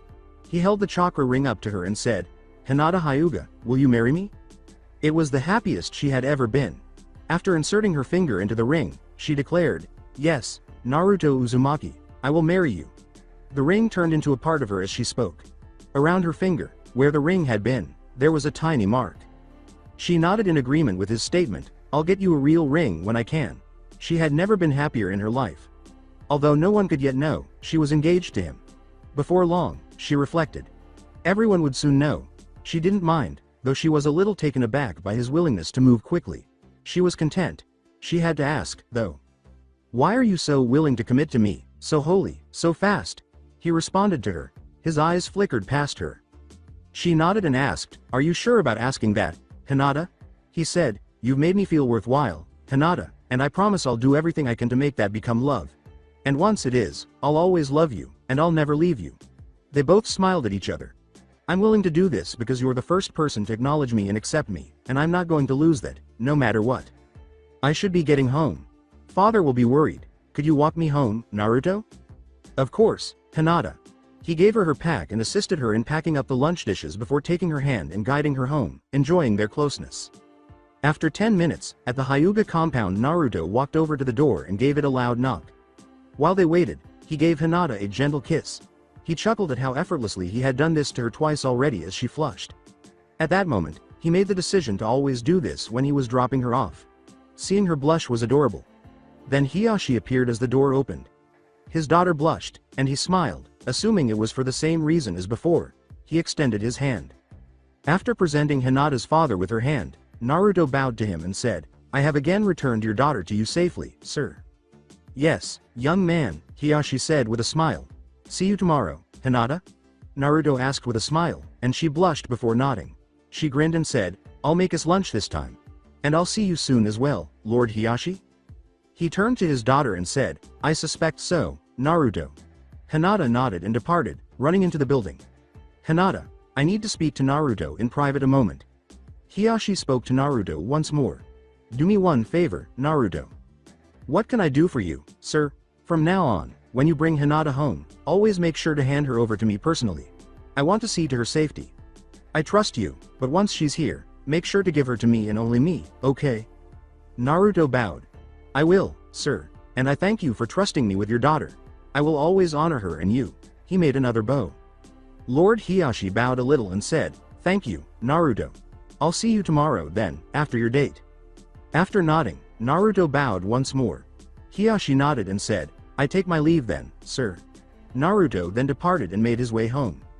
Alongside Hinata, Hinata was sitting on her bed after going to her bedroom. She pondered what her father had desired with Naruto, but she didn't give it much thought because she knew it had nothing to do with the arranged marriage he had proposed to her. A knock on her door came a few minutes later. Then she called, Come in. When her father came in and took a seat next to her, she was only a little startled. What can I do for you, father? Have you thought about what I asked you before you left this morning, Hinata? She gave a shy nod, and he was taken aback, but he didn't show it. Father, I would like you to ask Naruto if he'll consent to an arranged marriage with me. But, please, don't force him into it. I don't want him to feel like he has to. He became more calm. He was well aware that his daughter would not want him to marry her because he had done anything wrong, out of duty, or out of sympathy. I will see what I can do, Hinata. Just, please, don't get your hopes up too much. As you have requested, I won't force him. I hope for your sake, for your happiness, that he says yes. But Hinata, make me one promise. She was staring at him in anticipation. If he says yes, you must promise to do everything in your power to make sure he spends the rest of his life in happiness. Hinata grinned. I will make no such promise to you, father, but to him, I will make that promise the day he and I are married. Hiyashi nodded and smiled. Well spoken, daughter. It is him, after all, that you must make the promise to, not me. My happiness or lack thereof will not change based on what you do with him. But I'm glad you said this, and I hope for both your sake and his, that he says yes. Following Naruto and Hinata's date, the following day, at the Hyuga compound. When Naruto knocked on the door, Hiyashi opened it right away. Though he chose to ignore it, he was a little bummed that he hadn't had the opportunity to make her blush that day. After giving the young couple a smile, Hiyashi turned to Naruto and said, Could you accompany me to my office, young man? I have something to speak to you about. Naruto followed him to the clan head's office after nodding and giving Hinata to him. Though he believed he already knew, he stood in front of Hiyashi's desk, waiting to see what this was about. Hiyashi took a seat and began rearranging some of the papers on his desk until he discovered the document he was seeking, a marriage contract.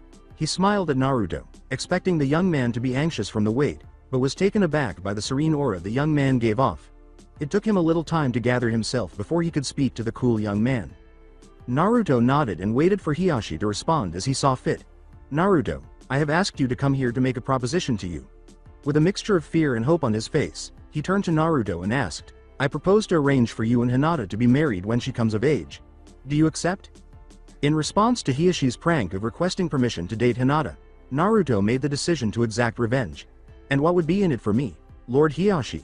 He asked, flashing his prankster grin behind his hands. Aside from having Hinata as your partner, you would be the de facto head of the Hyuga when I pass, along with her, of course. She would be the true head, but if you know her as I do, she would share her power with you. Also, you would inherit my fortune as her partner, so you would be rich beyond your wildest dreams. Beyond that, you'll have a very high status within the village as part of our clan, and you'll get the respect you've always wanted. I'd see to that. Naruto nearly burst out laughing. Even if they had no affection for Hinata, this would persuade some people.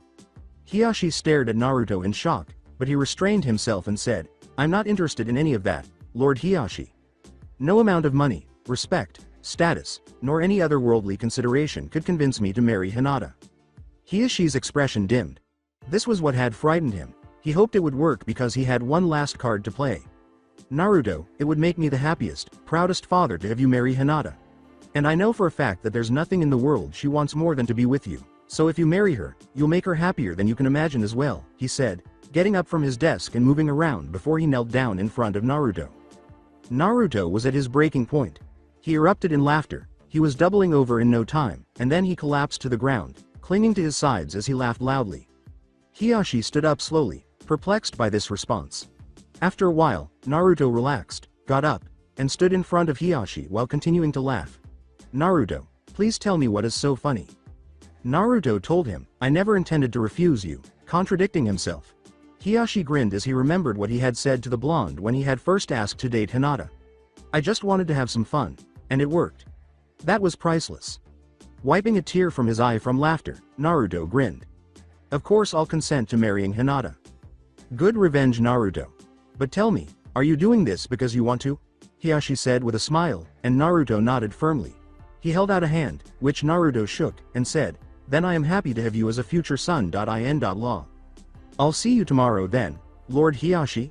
After nodding, Hiyoshi uttered the words, But please, Naruto, call me father. Naruto grinned. Despite the fact that he had never had a father before, he was excited about the experience. He grinned and gave Hiyoshi a hug, to which Hiyoshi returned the smile and embrace. Naruto said, bowed slightly, and walked away, saying, See you tomorrow, then, father. Watching him leave, Hiyoshi grinned before getting up and walking to Hinata's room. All he needed to do was break the good news to Hinata. His hand rapped on her door. He heard her voice from inside and went in after hearing her say, Come in. He chose to play with Hinata a little as well because he wasn't quite finished having fun yet. Carefully concealing his smile, he sat in the seat by her bed. She appeared assured as she said, Well, Hinata, I approached Naruto about our proposition, however, he went on, he refused. Hiyoshi appeared dejected. In theory, he wasn't lying either. Initially, Naruto had declined. Hinata's expression dimmed. What would make Naruto say no? He had asked her to marry him. Was he playing a game with her? No, that was unbelievable to her. Maybe she listened after realizing her father wasn't finished speaking. I offered him money, respect, power, anything he could ever dream of, and still he said no. She wasn't going to interrupt, but she was in shock. She waited. Hiyoshi smiled as he looked up at his daughter, and he accepted. Hinata threw her arms around her father's neck and squealed with joy. Then I told him that I would be proud to have him as a son.in.law, and that I knew nothing would make you happier than to be with him. He returned her hug. I'm so happy for you, Hinata, and I love you. I love you, too, father, and thank you so much for doing this. I will be in your debt forever. Hinata was overjoyed. She had every dream she had ever had. Naruto loved her and was going to marry her, and her father had even gone to Naruto and arranged the marriage, so her clan and the village were powerless to stop it. Her father and her cousin also respected her.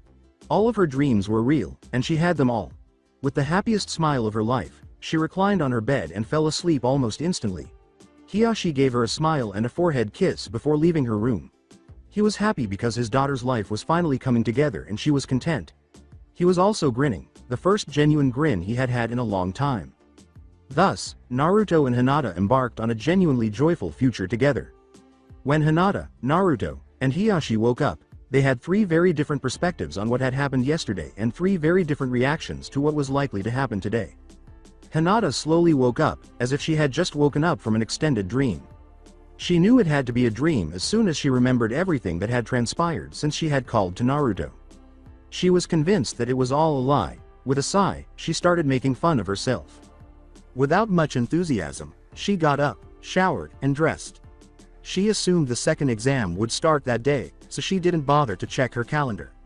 She shook her head at herself, thinking that if Naruto found out about her dream, he would think she was stupid. She made her way to the dining room and almost stumbled when she noticed Neji seated at the table. She was about to turn and walk away when he spoke, and she raised her finger to her mouth, an old nervous habit. With genuine confusion, he questioned, "Why do you flee from me, cousin?" After their last conversation, he had hoped that they would be able to talk and eat together today. He had a genuine desire to know his younger cousin for the first time in his life. With a playful tone, he asked his cousin, "Or am I not worthy to eat with you?"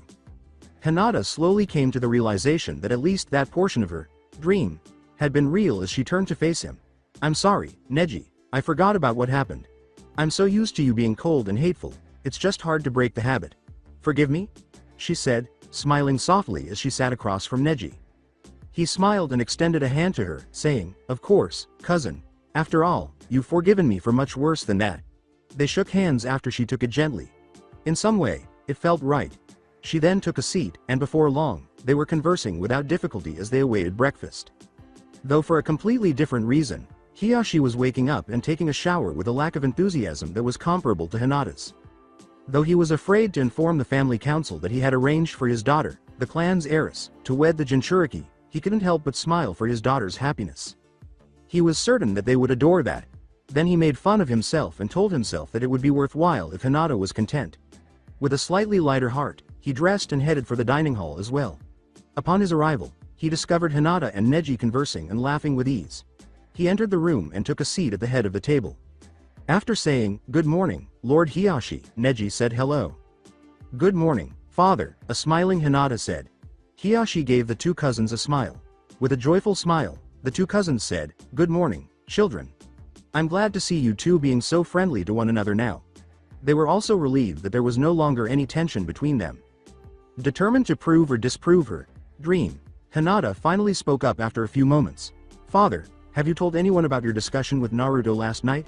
she asked her father, choosing to pretend the dream was real. Acknowledging Hinata's actions, Hiyashi laughed and said, "Not yet, and I'm sure the council will just love this one. Though, you are certainly welcome to talk about it if you wish." She questioned, "So, it was real?" Hiyashi gave a nod. When Hinata realized what this meant, she flushed. After that, she recalled Naruto's ring and examined her finger. The mark it had left was indeed there. She squealed a little and giggled because she was so happy. Neji was unable to handle it. Hinata's squeal was too much for his curiosity. He needed to inquire. After blushing and grinning at Neji, Hinata turned to face her father, who nodded. "What happened, Hinata?" she asked. Hinata raised her hand to reveal the mark on her finger to her father and cousin. Hiyashi smiled when he understood what it meant. Waiting for her to speak, Neji arched an eyebrow. Neji nodded and asked, "You see the mark here on my finger? I'm engaged." Neji's jump was obvious. He screamed, Engaged?" He was shocked, but he couldn't believe he had just stammered like that. Hinata gave a nod. "To whom?" "Naruto." Her smile widened even more as she realized that her dream was actually real. This shocked Neji even more, and he turned to face Hiyashi. Hiyashi nodded, asking, "You knew? And you approve?" Hiyashi smiled. "I arranged it, Neji." That was the most bizarre thing Neji had ever seen. Hiyashi nodded while keeping a close eye on Neji. "What in the world do you mean, uncle? You arranged for Naruto and Hinata to be married? Why?" Hiyashi started laughing once more. Neji nodded, thinking that only a complete idiot would not understand Hiyashi's feelings for his daughter. "Neji, you know I love my daughter. And you know I want her to be happy, yes?" Neji asked. Neji nodded once more before grinning when he realized his uncle was making a point. "And you can see that she is happier now than she has ever been, can you not?" he asked. Neji gave Hinata a small bow. With a smile and a flush, Hinata said, "You have my congratulations, cousin." Neji went on, "I hope I may find the same happiness someday." After blushing a little, Hinata recalled that she had overheard Tenten tell Lee that she liked Neji. Although she was not aware of the conversation, she might be able to benefit from it. As well as Tenten. Neji jumped, wondering how Hinata had discovered his crush on his teammate. but she smiled and said, I think she has a crush on you. You should ask Tenten out. You think so? Neji asked, blushing. Notwithstanding Neji's slight stiffening, Hinata laughed and said, I don't think so, I know so, cousin. I heard her talking to Lee one day, and she was saying she wished you'd ask her out. Hinata shrugged and added, I figure you may find what you seek there. After giving it some thought, Neji nodded to Hinata. He took her hand gently and said, Thank you, cousin. They both grinned, content with their relationship. He then looked at Hiyashi. They all gave him interested looks and nodded when he said, Uncle, may I ask a favor of you and Hinata? He looked down, certain that one of them would be offended and refuse. Neji went on. You two are the closest I have to a father and a sister. I was wondering if you would mind if I were to refer to you as such. Hiyashi smiled. Neji gave him a startled look before grinning and saying, I would be honored, Neji. You are like a son to me, so to have you call me father would be a great pleasure. He then slowly turned to face Hinata.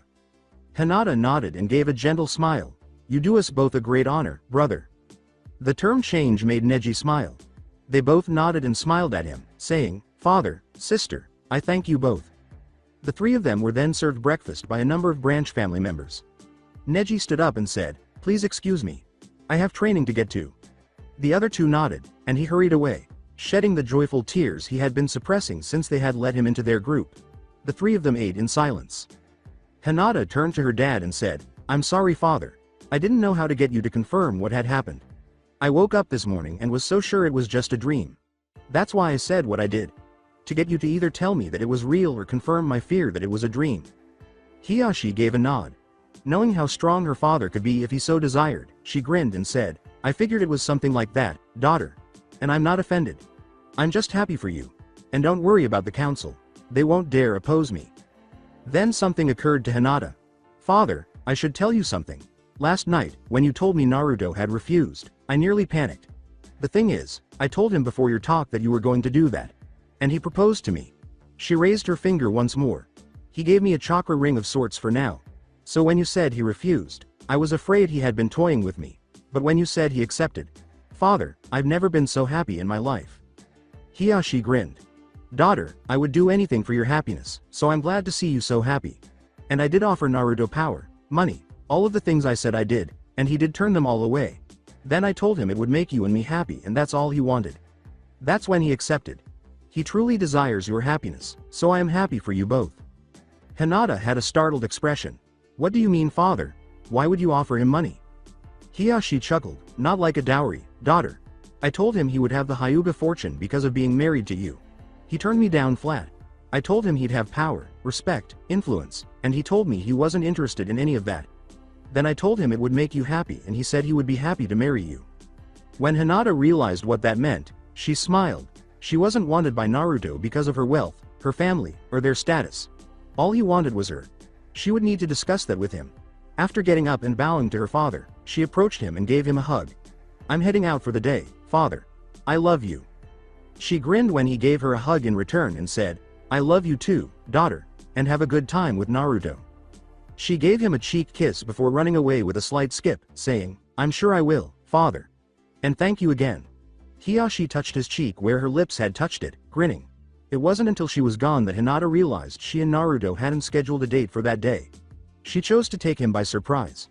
All she could hope was that he was sleeping that day. Moving lighter and faster than she had in a long time, she skipped to his house. She laughed at how simple it was to use her chakra to pick the lock when she arrived at his tiny apartment. He was still asleep when she entered. She looked around his one-room apartment and, just in case, turned off his alarm.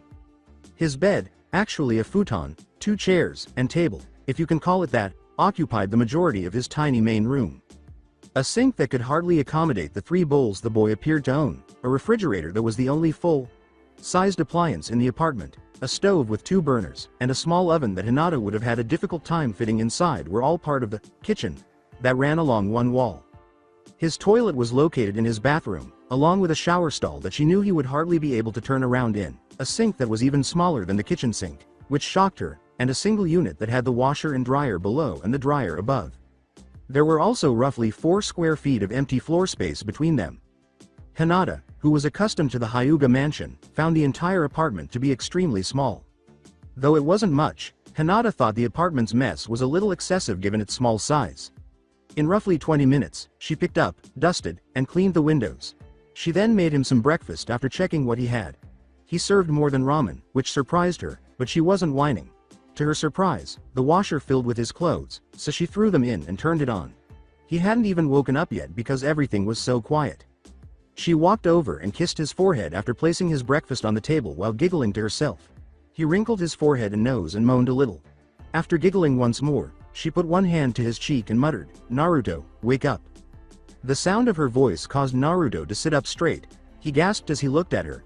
He assumed that the question was, "Hinata, what are you doing here?" She gave him his breakfast while giggling at his shocked expression. She said, "I made you breakfast." He took it from her and ate slowly, enjoying the warm toast, the light, fluffy eggs, and the crispy bacon. He gasped again and fought back tears as she said that. "How was it?" she asked after he was done. She blushed at the compliment. "Hinata, this was probably the best breakfast I've ever had. Thank you." Then he recalled their location and time. "But you never answered me. What are you doing here?" Hinata grinned. "I wanted to see you, and I decided to come over here and surprise you. I picked your lock with my chakra and came in, cleaned up, and made you breakfast." Naruto glanced around and realized it was accurate. The place was tidy, dusted, and clean, but where were his clothes? "Where are my clothes?" At that point, she got up, checked the washer, which was finished, and moved them to the dryer.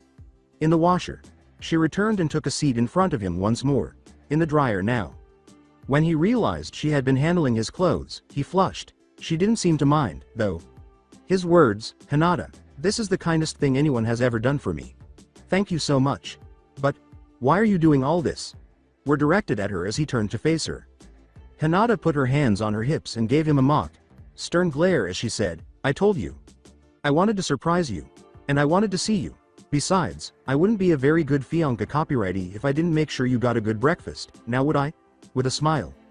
Naruto turned pale. Engaged? He hadn't fully recalled the previous day's events because he had just woken up. But when he heard that, he was reminded and grinned. He softly said, "I truly thank you, Hinata. You've done more for me already than anyone else has ever bothered to do." With a sigh of satisfaction at his compliment, Hinata recalled her talk with her father. She went on, "He told me you turned down money, power, influence, all that, and that you only agreed when he said it would make me happy. Naruto, father was telling me about your discussion with him last night." He appeared a little upset at this. Following a sigh of relief, Naruto stated, "Yes, Hinata, that's true. I don't want money or power, or any of that. I just want you to be happy."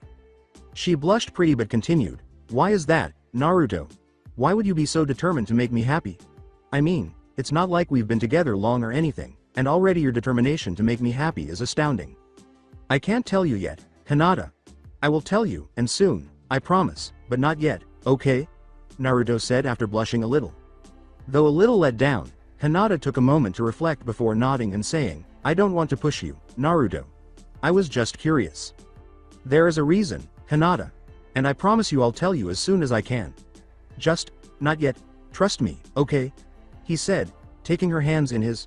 She nodded once more before he helped her stand up. She smiled and allowed him to draw her close to him. Then he placed his right hand on her waist and took her right hand in his left. "What are you doing, Naruto?" she said, placing her free hand on his shoulder. He led her into a slow dance while smiling and saying, "I've always wanted to try this." She let him lead the way and followed. He kept the beat just right as he spun her away and pulled her back after a few steps. She was impressed.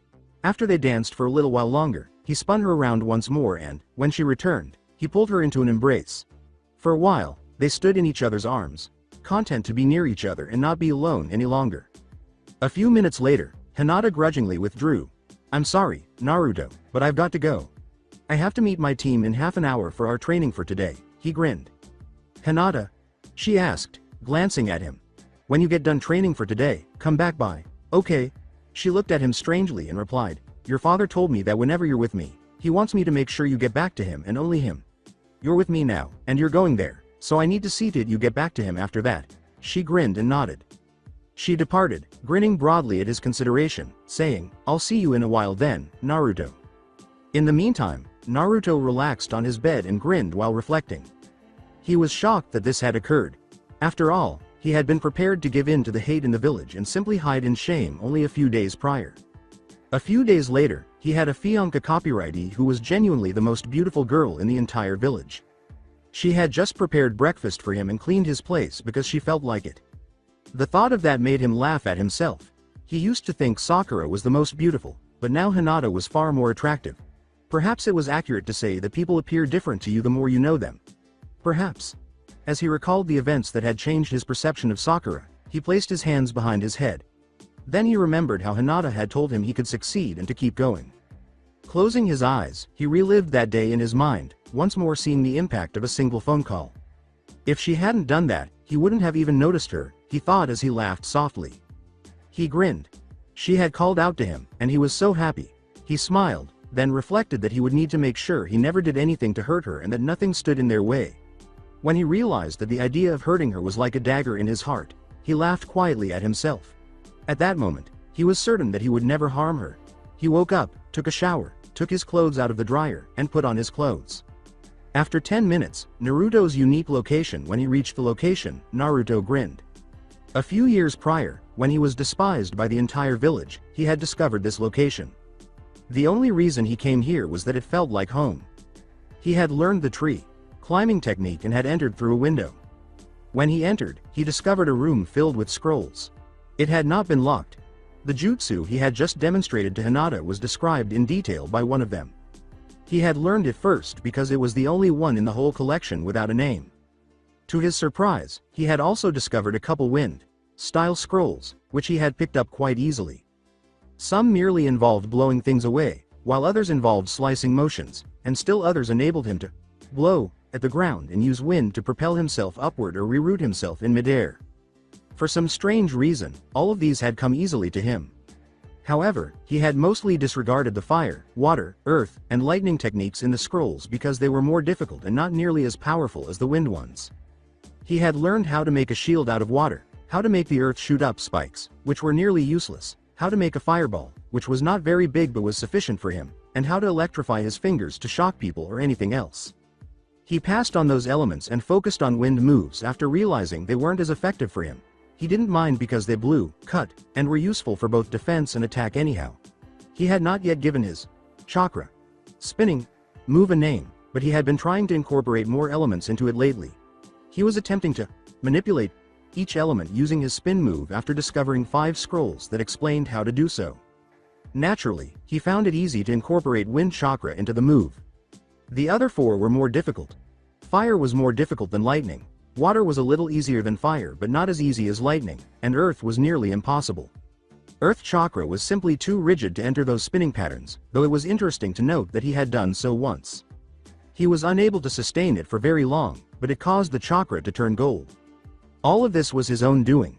He had done all of this by himself, practicing for hours on end, trying hard, and occasionally making progress just like the shadow clone jutsu he had learned from that ceiling scroll when he was attempting to become a genin. Although it wasn't simple, he was proud of what he had accomplished. Thinking of how he'd figured out how to make that spinning sphere made him laugh. The scroll didn't explain how to learn it, it only explained how to do it. In order to create the shape, he had to improvise a little by using anything spherical he could find. He then needed to determine how to make the chakra spin and how to make it powerful enough. He first created the sphere with a balloon. He then got the spinning part down with a rubber ball. He rolled the ball around with his chakra. It was strange, but he got it done. He then calculated that he could shatter the ball if he applied enough force. That did indeed work. He could do it almost instinctively now. And before he even saw the drain, he could shoot off roughly 40 of them. He had no idea how he had so much chakra, but he had no intention of complaining. He recalled Hinata's question from that morning as he sat there contemplating all of this. He winced as he considered the reactions of all those who had discovered who he was. She was now among the very few who were unaware. Everyone else, including Sakura, Sasuke, and Kakashi, already knew, but when the Kiba learned, they all turned away from him. All the others, including Ino, had rejected him, but he didn't think Shino gave a damn. He feared Hinata would follow suit. However, he was aware that he would eventually have to tell her. Particularly since she had questioned him about his willingness to move quickly. He didn't realize what he was doing, but he was reshaping the spheres in his hands as he thought about this. He held one in each hand to help him concentrate. The one in his right hand changed into a flat disc that resembled a spinning shuriken, and the one in his left hand changed into the heart he had previously shown Hinata. He was unconsciously adding wind chakra to that one, which was also becoming sharper and smaller. He snapped out of his reverie to take a look at it. After giving it some thought, he threw it. He was a little taken aback that it flew rather than simply disintegrated, but the real shock came when it struck the wall and passed straight through it. Then he looked out the window where the chakra shuriken had sliced up a dozen trees with glancing blows before slamming into a rock. He had learned a couple hole fixing jutsu, which he thought would be useful to heal wounds and the like, so he used his chakra to fix the hole. The rock had a big cut in it, but the shuriken stopped. He was taken aback. That was not even what he had been attempting to do. A mile or so from Naruto's special location, a loud crack, a few noises like trees being cut, and then what sounded like a stone breaking were heard by a big man with white hair that was spiked and peeking into the women's restroom. After he jumped at the first, he gave the others careful thought. Curious, he set off in that direction. He knew that only one house was in the direction it had come from, and that house wasn't exactly in use anymore. After a few leaps, he was just behind the rock he had heard and within sight of the house. As expected, the trees that led from the rock to the house were chopped down, and he saw how chakra was used to fix a hole in the house's wall from the inside out. Alright, what on earth was this? He went to the front door and entered with his key. Alongside Naruto heard the front door open as a key turned. He went into a panic. He had been certain that this location was abandoned. He heard it just as he was ready to run. Before going upstairs to the room he was in, a voice called out, "Someone in here?" Even though he would have liked to, he was unable to leave quickly enough. A man was standing there when the door opened. He was probably in his 40s, though he might have been in his 20s if not for his white hair. Finding this man, whom Naruto had never seen before, standing in this house astounded him. "Who are you?" the man asked after glancing at him. Naruto saw the expression. It wasn't how the others looked at him. Instead of the icy gaze everyone had when they looked at him, there was a look of surprise and curiosity. He paused. This man knew about his guest because he was old enough. Should he reveal his true name to him or keep it a secret? He made the decision to risk it. "I'm Naruto. Naruto Uzumaki." "I thought so. You're the spitting image of your father." After jumping and stiffening up, Naruto looked at the elderly man and yelled, "My father?" louder than he meant to because he was so shocked. "Yes, your father, kid. You look just like him." "You know who my father is?" "Of course I know who he is. I was his sensei. And you're in his house." "Wait. This is my father's house." "But," Naruto shook his head and said, "Wait, kid, you mean you don't know who your father is? Then how are you here? In this room, in this house? How did you know to come here?" "I didn't. I found this place by mistake a year or so ago. I was just exploring the village and happened to find it. I had just learned how to climb trees with chakra, so I walked up and found this window was unlocked, and I came in. I've been kinda hiding out here, learning jutsu and stuff since then. I didn't know it was my father's place." "Wow. I'm impressed, kid. So was it you that broke the wall and hit that rock out there?" "Yeah. Is that why you're here?" "Yeah. I heard the rock shatter. I decided to come see what was up over here. But wait. If you were in here, how the hell did you do that?" Naruto pointed to the people in the room while he said, "A jutsu I learned from one of these scrolls. It didn't have a name on it, so I don't know what it's called." "Show me." Naruto held out his hand and formed the sphere in it, although he appeared a little taken aback. "Holy!" exclaimed the elderly man in disbelief. After glancing at him, Naruto had an epiphany. "Okay, old man, you've told me everything but what I want to know. First off, just who the hell are you?" "Oh, sorry kid. My name's Jiraiya. I'm the Toad Sage. Don't ask. Believe me, you don't want to know." "Okay, fine, Jiraiya. You say you were my father's sensei. Who was my father?" asked Naruto after acknowledging that. "The Yondaime Hokage, of course." Naruto's jaw dropped so forcefully that it broke. "Wait a second, the fourth was my father?" he muttered after shaking his head, and Jiraiya nodded. "Why the hell did no one ever tell me this?" Shaking his head, Naruto showed the elderly man the scroll from which he had learned jutsu. "To protect you. Your father had a lot of enemies, kid. Now, you said that jutsu didn't have a name?" he asked. This time, Naruto nodded and asked, "And you learned this all on your own?" "It's called the Rasengan. Your father developed it. But that didn't do what I saw was done to that rock out there. How did you do that?" Naruto grinned. He held out his hand, made a Rasengan, as he now knew it was called, flattened it to a disc, and added his wind chakra to it. "Rasengan, huh? Then I guess you could call what did that the Rasen Shuriken. Actually, I like that name. Here, I'll show you." Jiraiya was enthralled with this. Naruto nodded once more, pleased that someone was genuinely taking notice of him. "And you did this all on your own?" he asked. Jiraiya then recalled. Despite his terrified expression, Naruto nodded when asked, "You're the Kyuubi container, aren't you?" Naruto stared at him in shock and said, "I guess you're a hero then.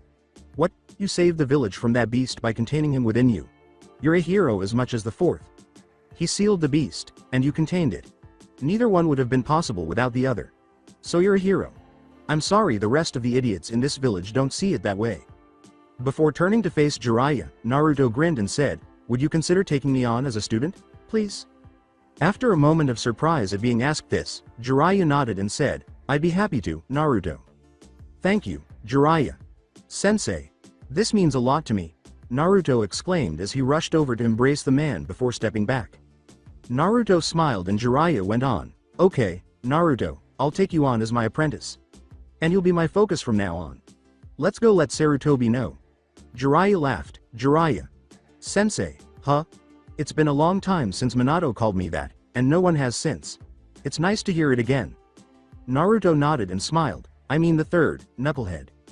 After 30 minutes, the Hokage's office. A knock on the third Hokage's door caused him to look up. Silently, "Come in," he said. Naruto and Jiraiya entered after the door opened. He smiled at Naruto before turning to face the man who was with him. When he saw that it was the Toad Sage, his mouth fell open in surprise. "Jiraiya?" "Yes," Jiraiya said with a nod, "It's me, Sarutobi, sensei." When the third mentioned that name, Naruto looked at him in surprise and asked, "What are you doing here? Are you looking for Orochimaru?" He had already encountered that snake, after all. Jiraiya, "Nope, can't say that I am," replied. He started to say something else, but Naruto cut him off. He responded, "My team ran into him during the second part of the exams, and he put some kind of mark on Sasuke. And a seal on me." Jiraiya and the third both stared at him in disbelief as he said, "Orochimaru is here." Jiraiya said, "Show me." Naruto followed Jiraiya's instructions, removing his shirts and revealing his seal. Naruto nodded and asked, "You learned all those jutsu with that on you? Wow, kid, you're good." Chakra flared on Jiraiya's fingers as he extended a hand in front of him. With a shout of, "Five-pronged seal release," he stabbed Naruto in the stomach. When Naruto saw the seal vanish, he let out a sigh of relief after gasping. Jiraiya continued, "Now, show the Hokage that jutsu you showed me. Sarutobi, you're not going to believe this." Naruto made the decision to give it a shot. He extended his hand, created the Rasengan, and attempted to infuse it with the hardest chakra eartha, finding it surprisingly simple. Before long, he was holding a golden sphere that was swirling. Jiraiya appeared astonished. "You didn't tell me you could infuse it with elemental chakra, kid. Can you do that with other elements?" Naruto smiled, let go of the sphere, and then used wind, lightning, fire, and water chakra to recreate it. "I tried earth first here, because that's been the hardest for me. Wind's the easiest." Jiraiya appeared on the verge of fainting before turning to face the third, who naturally recognized the jutsu as well. "Naruto, I'm sorry I haven't done more for you in the past. I knew the villagers were cruel to you, and I didn't do anything to stop it. But I really couldn't, the council wouldn't allow it." The third finally found his voice, and Naruto nodded in understanding in response. Jiraiya told the third about finding his father's house, telling Naruto about his father, and the Rasenshuriken, as Naruto called them. When he described the Rasenshuriken, Naruto smiled. When he described how he had discovered the house, he smiled subtly. And when he described the scrolls and how Naruto had been studying up there, he appeared embarrassed. Naruto gasped and then grinned when the third said, "I want you to know, Naruto, that when you turn 18, your dream will come true. You always said you wanted to be Hokage. If I live that long, on that day, you will be named the 5th Hokage." Jiraiya and Naruto both nodded, saying, "Just so we're clear, that does not leave this room. Got it?" He then turned to face Naruto and said, "And that includes Hinata." Naruto nodded after glancing down a little. After 10 minutes, Jiraiya turned to Naruto as they were leaving the Hokage's office. "So, who's Hinata?"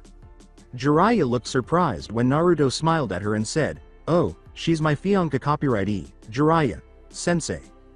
"Fiancé copyrightee, huh? Aren't you a bit young for that?" "Yeah, I guess so, but it's an arranged marriage. I'm more than happy to be with her, and I know she's happy to be with me, so no one's objecting to it. And her father arranged it, so that's all good too." Jiraiya grinned after nodding, acknowledging that the child was old enough for this. Recalling that he had instructed Hinata to return to his home following her training, Naruto exclaimed, So, when do I get to meet the young lady? I gotta get home. She'll be on her way there soon. Jiraiya easily followed Naruto as he nodded and hurried off to his apartment. I'm coming with you. I want to meet the young lady. A few minutes later, they were able to see Naruto's building. Naruto noticed Hinata entering through the front door as they were approaching it. With a gasp, he dashed to the rear and jumped to his balcony. There was a knock on his door, and Jiraiya followed him as he opened it and they entered. After rapidly catching his breath, Naruto opened the door. When he opened the door, Hinata was standing there, patiently waiting. He drew her close to him and gave her a firm embrace. After she gave him a hug in return, they separated and shared a tender kiss. Hinata blushed when she saw Jiraiya after they parted ways.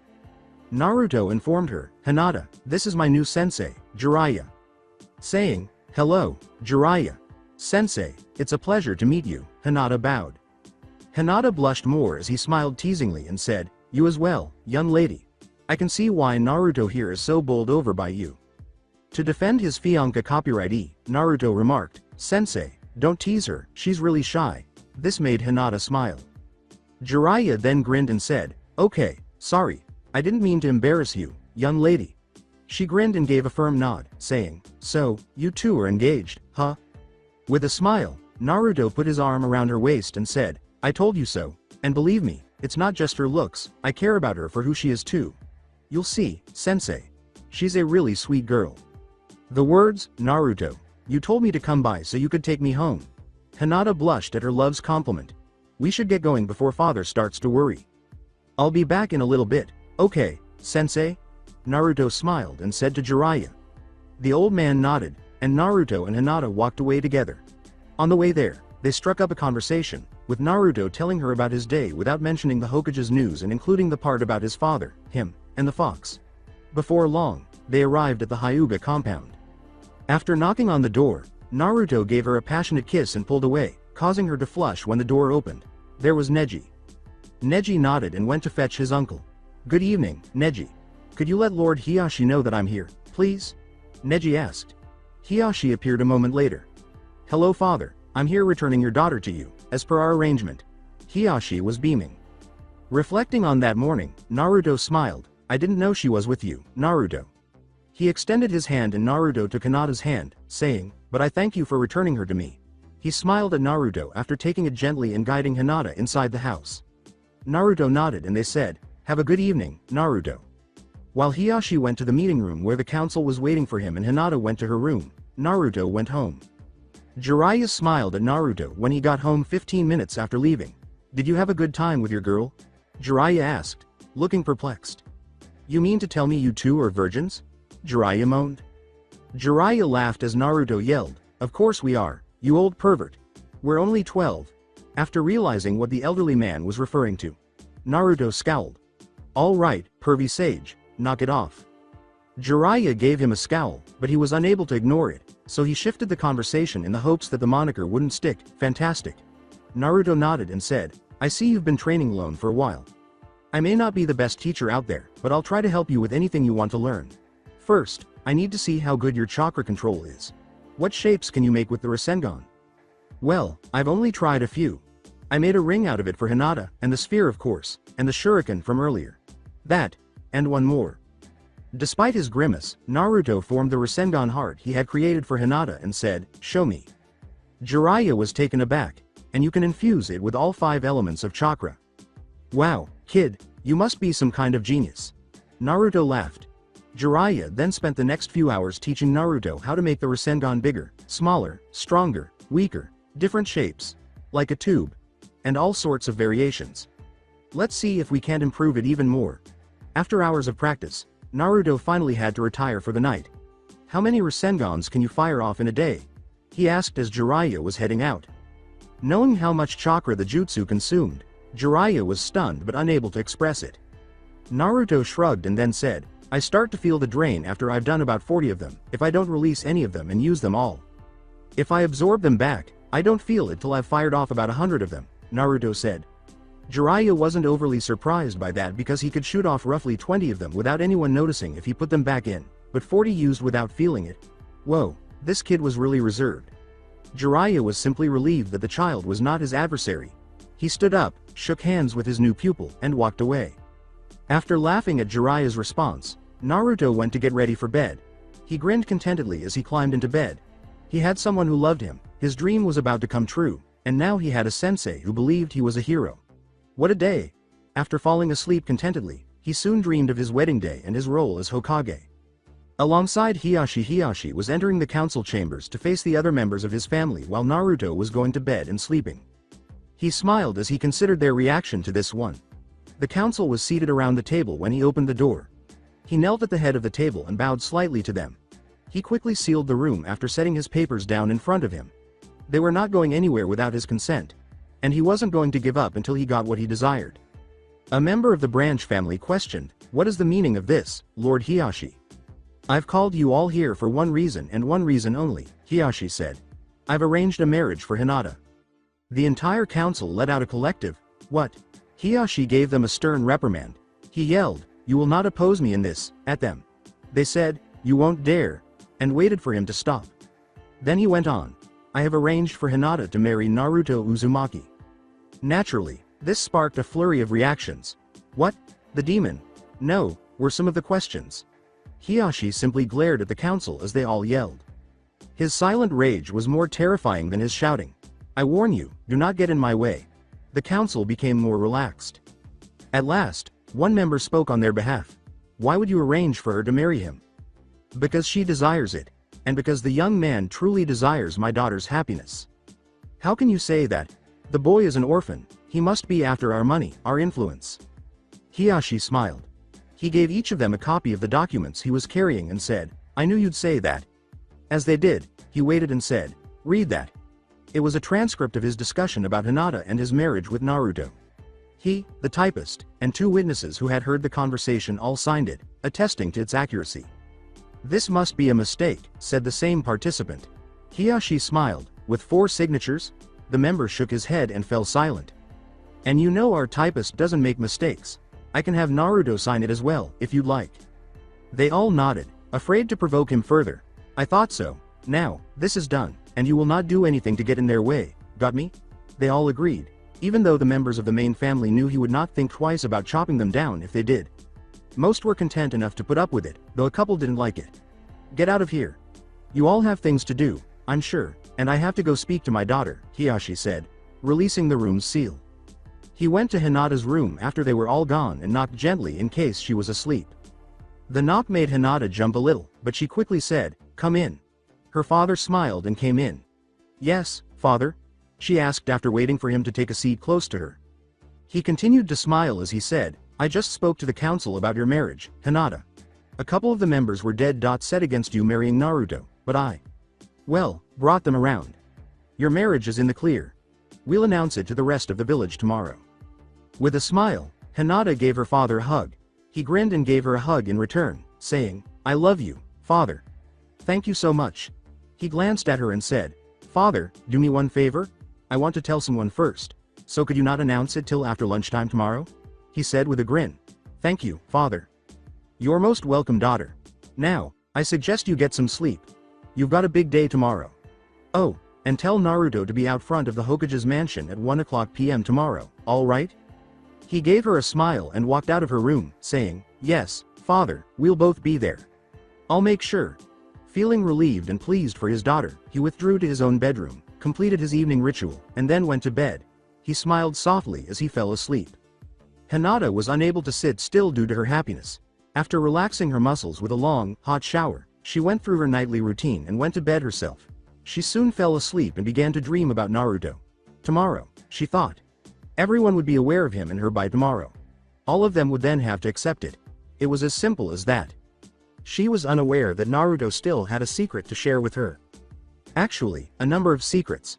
But all she could think about that night was how glad she was to have him. Would Naruto's self-disclosure allow her to remain that way? Would he finish it in time? For now, Hinata was just happy that she had called out to him that day, which felt like a lifetime ago even though it had only been a week earlier. Only time would tell. She chuckled quietly as she considered how a single phone call had truly made all the difference and how dreams can occasionally come true. Naruto didn't know the following day would be any different from the others when he woke up. When his alarm went off, he slowly woke up, turned it off, stretched, and then got up to take a shower and get ready for the day. He needed to see Hinata, train with the pervy sage, and decide when and how to tell her about his father, his past, his guest, and everything else. How was he going to tell her soon? When? He let out a moan. Right now, it was too much to contemplate. He took a leisurely shower, allowing the warm water to relieve his stress. As his mind cleared and his muscles relaxed, he let out a joyful sigh. He made up his mind. If he could locate her today, this morning, he would tell her. Having made up his mind, he exited, used a jutsu to dry himself, practice, he told himself, and then proceeded to the kitchen to prepare breakfast. Alongside Hinata, Hinata woke up a short while after Naruto did, and although her thoughts were different, they were similar to his. She considered telling him about her father's announcement as she relaxed her muscles in the shower. Naturally, she had to find him early because she had to tell him this morning. After all, she had a demanding training day ahead of her, not to mention the pressure of informing Naruto of her father's announcement and making sure he was present, so she decided it would be best to save her chakra for later and toweled off. She sighed as she considered how difficult today would be, but she remained resolute. This was the day, after all, when neither she nor Naruto could be denied what they desired by anyone in the village. After getting dressed, she went to breakfast with Neji and her father. By the time she emerged from the compound to locate Naruto, she was grinning. Alongside Naruto slowly, Naruto walked out of his house, trying to figure out how to locate Hinata. He suspected that she was trying to find him, but he didn't want to depend on that. After leaving his house and giving it some thought, he made a cross with his middle and index fingers. He shouted, "Shadow Clone Jutsu," and dispatched 200 clones to look for her throughout the village. The original, meanwhile, was waiting at home in case she showed up. He was spared a long wait. She approached him and grinned when she saw him sitting outside 10 minutes after he had dispatched his clones. He smiled and took off his jutsu, allowing the memories to wash over him. He grimaced at some of them and laughed at others. When Hinata approached him, he said, "Hey, Hinata. What's up?" She appeared anxious. "I needed to talk to you, Naruto. It's about my father." "Wait, Hinata. I have to tell you something first. You know how I told you no one in the village had ever accepted me before you?" She grinned. She looked at him and waited, saying, "There's a reason for that." "And I know the reason." She nodded and asked, "You know the story about what happened 12 years ago, right? The Kyuubi attacking the village and the 4th Hokage defeating it?" She was obviously aware of the story, but she didn't understand how it related to anything. "Who didn't?" She looked perplexed, but she nodded encouragingly to let him know she understood and to continue. "Well, the story that goes around, about the 4th killing the demon. Well, it was slightly exaggerated, he didn't kill it. It's a demon, and no human could ever kill it. He defeated it by sealing it in a newborn infant. After that, the 3rd Hokage made a law that stated that no one could speak of what really happened. He wanted to protect the one who contained it from the hate of the village. But he failed." His tone faded a bit. He sighed as she gave him a tender smile. She appeared shocked as she said, "Hinata, the child he sealed the demon in is me." After giving it some thought, Hinata approached him and gave him a hug. She gave him the strongest hug she had ever given him. Despite his surprise, he gave her a hug in return. Then she said something. He looked at her, perplexed, and said, "So you're the one. You saved us. Me, my father, Neji, all of us. You saved us." He grinned. "Hinata, after Jiraiya." He let out a sigh. At last, he found acceptance from others. A fianca copyrightee and a sensei. As Hinata cuddled close to him, he gave her a gentle hug and rubbed her back, and neither of them cared who saw. A few minutes later, Hinata stepped back and gave him a look. "I almost forgot, I have to tell you something. Let's go up to my place. I want to give you something. Then we can talk about it, okay?" Naruto said with a smile, and after she nodded, he took her hand and escorted her to his apartment. Gently, he led her inside after opening the door.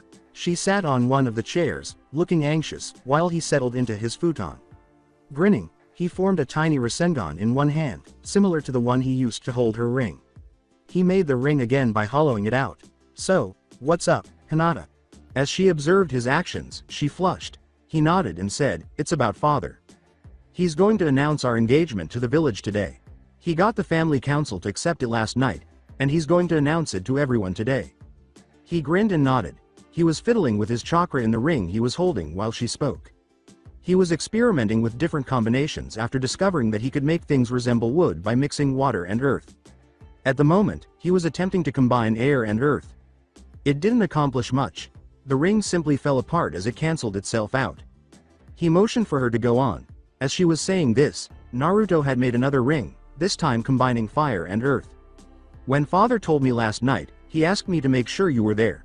I told him I would, and he said to have you outside the Hokage's mansion at 1 o'clock. So meet me here at 1:45. Okay? We'll have lunch and then go over there together, alright? What he wanted to happen happened this time. After he focused intensely, the earth chakra melted and turned metallic, and the chakra ring materialized as a real ring. Even as she spoke, Hinata's eyes widened at the sight of this. After giving her a smile, Naruto approached her and put the now real ring on her finger. I told you I'd get you a real ring when I could. She grinned. And sure, I'll see you here a little before noon. And Hinata? She asked, looking at him in the hopes that he would say what she had assumed he would. Yes, he did. I love you. I was thinking about all you've done for me and how you've been here for me and all that. And I love you. She was blushing nicely. She took his hands in hers and gave them a gentle kiss, saying, I love you too, Naruto. I'm glad you were able to tell me before father's announcement. He gently kissed her lips as he turned her to face him. She gave her consent, and they remained that way for a short while before parting ways while grinning at each other. I have to go. I have training this morning, and you have to meet with Jiraiya. Sensei, don't you? She said as she stood up, and he nodded, and she offered him a smile. I'll see you soon. I love you. Grinning to herself, she turned and walked away, saying, I love you too. I'll see you at lunch. She spent until lunch practicing her taijutsu at her training grounds. Meanwhile, Naruto left for his father's home. He was grinning, the genuine smile that, until Hinata, he had nearly forgotten he had. Jiraiya was waiting for Naruto when he arrived in the room containing the scrolls, which pleased him. He said, I'm not used to having a sensei who actually arrives on time, as he entered. Jiraiya chuckled, it's a major improvement. I told you I'd be here, Naruto. Now, what do you want to work on today? Actually, first I want to show you something, then I have something I want to ask about and we'll go from there, fair? Jiraiya gave a nod. A Rasengan was formed by Naruto. After that, he combined it with fire and added earth chakra to create a steel ball. He gave Jiraiya the item. Surprised, Jiraiya turned to the ball. This was unlike anything he had ever heard of. The child had transformed his chakra into a tangible object. After explaining that the ring was made of a different metal, he was unaware that he had crafted her ring out of pure white gold, and Naruto asked him his question. Could it be possible to have more than 2 elements mixed together in the Rasengan? Could I maybe have all 5 in it? Jiraiya pondered the idea. I guess it's possible, though I've never known anyone who could wield all 5 elements easily enough to do that. Naruto uttered the words, I want to try, but if it gets dangerous, I need you to take it from me so I don't get hurt. Jiraiya gave a wink. Naruto continued, by the way, why would wine be the easiest one for me to use? It caught Jiraiya off guard. Though he didn't fully understand, Naruto nodded and said, I suppose that you must have a natural affinity for wind. That would be your basic element, if you will. He pumped wind into it first, forming a Rasengan once more. In his hand it glowed slightly and turned green. Once all 5 were in it, he reduced the size of the ball so that it would still fit in his hand. He then added fire. Next, the earth. By that time, it had turned a strange orange, tinted gray. He thought the fire might go out or something when he added water, but instead it turned yellow, the 4 elements blending together in the sphere, which was still manageable in his hand. The sphere then glowed white as he added the last component, lightning. He smiled. Naruto nodded and said, I'm impressed, kid. Don't let that go just yet. Naruto nodded and focused for a minute, and sure enough, it formed into the flat disc. Try to form it into your Rasen Shuriken. Jiraiya gestured towards the wall. Throw it as hard as you can. There's nothing that way for a mile, then there's the spring, which is empty right now. Naruto did exactly what was instructed. It slammed into the hot springs with a splash after the 2 heard stones breaking and wood being cut. After that, nothing happened because the disc was stopped. Naruto gave Jiraiya a smile. Jiraiya ruffled the child's hair and chuckled at the loving moniker. How was that, pervy sage? I'm impressed, kid. You've already surpassed me. Your father too, but I think there are some things I can still teach you. Naruto smiled, curious to find out. For the next few hours, he and Jiraiya worked on earth jutsu, fire, wind combination jutsu, wind jutsu, seals, and even a water jutsu. Like a sponge, Naruto absorbed it. It was a dream come true for him to have someone teach him like this because he had never been given the time of day before, and he was determined to make the most of the chance. He put in a lot of effort and learned everything Jiraiya could teach him. However, just when he thought he had a jutsu figured out, the old man would add something new to keep him challenged and trying new things. He quickly mastered a number of wind jutsu, a water attack, a fire-wind combo attack, and a fairly decent defensive earth jutsu. Jiraiya was astounded by how quickly the child had picked up so much knowledge. All Naruto wanted was a sensei who would pay attention. Before he knew it, he had to go home. Naturally, Jiraiya had been informed of Hiashi's announcement by Naruto. What about Hinata, though? She did express a desire to inform someone. Who? Alongside Hinata approached the door and gave it a firm knock. The door opened shortly after, and Hinata grinned to see her friend. When Hinata asked, "Can I talk to you?" her friend nodded. They went up to her room and sat down, her friend on her bed and Hinata in a seat. "My father is going to make an announcement today after lunchtime, but I wanted to tell you first." The girl with the pink hair looked perplexed and asked, "What is it?" Hinata stated, "It's about your teammate," anticipating that the girl would consider Sasuke. Sakura made Hinata laugh by asking, "What would your father have to announce about Sasuke?" When Sakura heard her teammate's name, she grimaced and said, "Not Sasuke, Sakura. I mean your other teammate, Naruto. I wanted to tell you myself because you're my best friend, Sakura." Sakura gave a small smile. "What is it, then, Hinata?" "Well, Naruto and I are going to get married when we're both of age." Sakura's mouth fell open. She recalled how abruptly the blonde knucklehead had stopped asking her out after persistently doing so until the mission to the Land of Waves. Then he had become so reclusive. Sakura didn't give a damn. Nobody did. She then recalled how Hinata had called out to Naruto just as he was about to concede to Kiba. Perhaps someone was interested. And now this. Hinata had apparently never moved on from her crush. However, she must be unaware of Naruto's identity. "Do you know what he is, Hinata?" Sakura was startled once more when she said, "If you mean about the fox, yes, I know." Thus, even though Hinata knew, she still desired to be with the boy. "Well, whatever." "Well, Hinata, I guess if you're happy, I'm happy for you. And I know you've always loved that knucklehead, so I'm glad you finally got him." Hinata gave Sakura a hug. After Sakura returned from the wave mission, they became close, and now they were best friends. Sakura's happiness for her friend was genuine. Hinata left Sakura's to return to Naruto's for lunch prior to the announcement, following a few more minutes of small talk. She walked with a smile on her face. Although she was anxious to tell Sakura, she was relieved that her friend had agreed. Alongside Naruto with his lunch prepared, Naruto waited in his apartment for the arrival of Hinata. He was spared a long wait.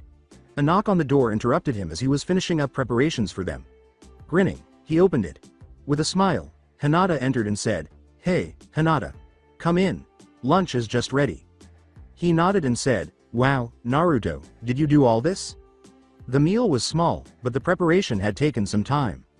He had a finger tray of fresh vegetables, a long tablecloth, actually a transformed shadow clone, draped over the table, a single candle lighting the table, little sandwiches on a large tray, and mixed juices to drink. He had mixed orange and apple. It was simple, cool, and easy, but to her it was a feast. Because of her happiness, he was also happy. As they ate together, Hinata occasionally fiddled with the ring he gave her. When Naruto saw this, he grinned. She nodded and asked, "You excited, Hinata?" She smiled and nodded once more. "Me too. I'm just so happy being with you, and now the village will have to accept that we're together. I love you." She smiled at him and said, "I love you, too, Naruto." Her words gave him a warm, fuzzy feeling. Following their meal, they made the decision to arrive early at the Hokage's mansion by walking there together. When Naruto and Hinata arrived at the Hokage's mansion, they headed for the patio outside where the announcement would be made. Sitting on the mountainside, they gazed up at the Hokage images. Naruto recalled that he still hadn't revealed his other secret to Hinata. It would wait until after the announcement, he said. He grinned. That secret, at least, was a good one. Wondering what his father had been like in life, he smiled as he looked up at the fort's image. Jiraiya would have to ask him. He had been his father's sensei, after all. He would be aware.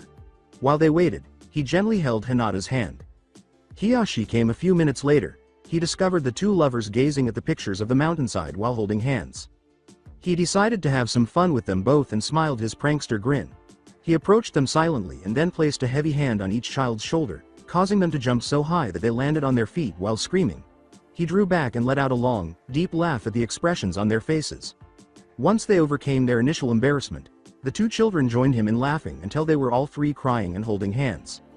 The third Hokage emerged at that moment and saw them giggling. The three of them relaxed and grinned at him when he said, "I'm glad to see this joyful day has already gotten such a good start." Yes, Lord Hokage, it has, Hiyashi remarked with a small bow. This day will indeed be a joyful one if all of the village greets this couple with the same open arms I have shown them. At Hiyashi's optimism, the Hokage chuckled before stating gravely, don't let the villagers' reactions put a damper on this day. You should all be very happy. This is indeed a joyful occasion, and one to be celebrated. At the same moment, all three said, thank you, Lord Hokage. The third grinned, pleased with his villagers. These three, at least. He already sensed a close bond between the two children. Hiyashi first noticed Hinata's ring around this time. Hinata grinned and showed him the ring, saying, daughter, I don't think you had that ring when you left this morning. After a moment, he realized it was pure white gold, and he turned to face Naruto. He was curious, but didn't really care, so he asked, how did you come to afford that, young man? To which Naruto replied, I made it, father. Hinata glanced at her father and nodded, saying, ask Hinata, she saw me do it. Although neither Hiyashi nor the Hokage truly displayed it, they were both impressed by the statement, I used my chakra to form it. Naruto was proud of himself and didn't care. He was glad to be near Hinata and gently held her right hand. The Hokage and Hiyashi grinned at the two children, pleased that they had fallen in love so young and pleased with their maturity. On the square below, the villagers soon began to arrive. Some had simply followed the crowd, others had been called there by the Hokage, and still others had been there because they had heard that Hiyashi had an announcement. Sakura was the only one who knew what was going to happen. Nobody was prepared for Jiraiya to arrive and make his own announcements. Naruto turned to Hinata as the Hokage stood up and began to speak to the crowd. In a whisper, hey, Hinata, he said. He pointed to the pictures of the mountainside as she glanced at him. He put on the same expression as the fourth's image as he asked, do any of them look familiar? Hinata glanced from Naruto to the pictures and gradually saw that one of them did. Naruto grinned and said, the fourth. You look a lot like him. He said, he's my dad, to her. After gasping, she gave him a smile. She questioned, you're teasing me, aren't you? No, not at all. Jiraiya told me he was the fourth sensei and that he was my father. Truly. Hinata cracked a grin. Now that she was with Naruto, she was even more content. They were in front of the entire village, but he didn't feel embarrassed when she gave him a hug in return. After the Hokage concluded his welcome, Hiyashi got up and spoke to the villagers. With a joyful smile on her face, Hinata stood and joined her father. I thank you all for gathering here today. I have an announcement to make about my daughter and heir. I have arranged for her to be married.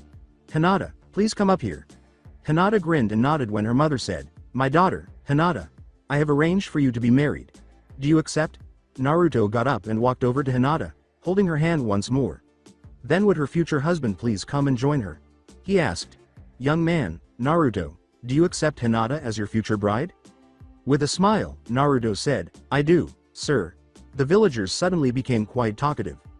While some of the children, like Shikamaru, simply grinned, others, like Ino, screamed in jealousy that Hinata had her partner before them, and still others applauded Naruto for acquiring such a beauty at such a young age.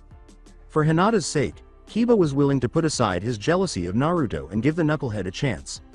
Even if they shouted, the villagers were growing accustomed to the idea and accepting it, so Naruto and Hinata simply grinned. Grinning at Hinata, Naruto drew her in and wrapped an arm around her shoulders. When Hiyashi finished speaking, she returned the smile and they were ready to go sit down. He was about to turn away to let the Hokage release the assembly when there was a rather large burst of smoke. That's all. I wanted to make this public knowledge so that no one could stop this marriage. My daughter's happiness is hereby assured. The villagers all gasped together as it cleared. Where Hiyashi had been moments before, Jiraiya was standing. Jiraiya turned to the third after glaring at the villagers. May I, Lord Hokage? Jiraiya turned back to the villagers and glared at them all angrily as the third nodded. He shouted, how dare you, at them. He motioned for Naruto to return there, pointing at him. Uncertain of what was happening, he brought Hinata along. Do any of you know who this young man is? The few who were aware of Naruto glanced down, but the majority shook their heads. This young man has suffered your indignities, your beatings, and every evil thing you have done to him, and he has never fought back. He dreams of being Hokage one day, and you've all told him he's worthless. Hinata smiled with pride. This boy is the son of the fourth Hokage. Jiraiya shouted to the villagers, pointing to the fourth's image. The majority of them gasped. Actually, the majority of them were unaware. You all abused him because of what is inside him, the Kyuubi. Enough of this bullshit law, Hokage, it's time this ended. This boy saved this village from the demon by containing it within himself, and you all abused him for it. And he's the son of the fourth, who sealed the demon. And you abused him. How dare you? Jiraiya was furious. After taking a deep breath to relax, he looked at Hinata and Naruto. Hinata gasped, flushed, and nodded as he whispered to them, "Would you both like to train with me?" Naturally, Naruto also nodded. The Toad Sage continued, "Good. Now, I'll turn you back over to the Hokage. But I warn you all, if this abuse doesn't stop right now, I will visit vengeance on the head of every single one of you who abuses this boy personally." The villagers flinched as Jiraiya turned back to them and said, "From this day forth, these two young people will study under me. They will be my pupils from this day forth. Hiyashi, you may continue to train your daughter of course, but they will both train with me as well. Any objections?" After returning to the podium, the third informed the gathered villagers that the meeting was over, thanked them for attending, and walked away. In less than a minute, the group dispersed, and the third returned to his mansion, leaving Naruto and Hinata by themselves on the patio. After some time spent sitting and conversing, Naruto walked her home. They enthusiastically discussed everything, including the tests and their training with Jiraiya. They were both content. After bringing Hinata back to Hiyashi, Naruto went in search of Jiraiya. Jiraiya was in the scroll room, waiting for Naruto. Naruto found him there in no time at all. Waiting for the sage to notice him, he entered and took a seat. Jiraiya looked over at him. "I'm sorry I didn't warn you about that earlier, Naruto. It's okay. I actually was looking for you to thank you for doing that. That's the first time anyone has ever stood up for me in public like that. So, thank you, Jiraiya. Sensei." Naruto gave a bow to his sensei. "Also, thank you for taking on Hinata as well. I was afraid if you were training me it would make it harder for me to see her, but now it'll be easier, so thank you for that too." Jiraiya let out a sigh. Looking at him bewildered, Naruto said, "Kid, I didn't do all that just to help you out. I see a lot of raw talent in both you and that girl, and that talent is being wasted as it is, so I decided to help you both bring it out to better serve the village. And maybe you too can help me. Remember, I have a duty to take down Orochimaru if I can, and I suspect the two of you can help me with that." Naruto gave a thoughtful nod. Naruto nodded once more as Jiraiya went on, "You've both got training in the morning, so bring her with you when you come here, all right?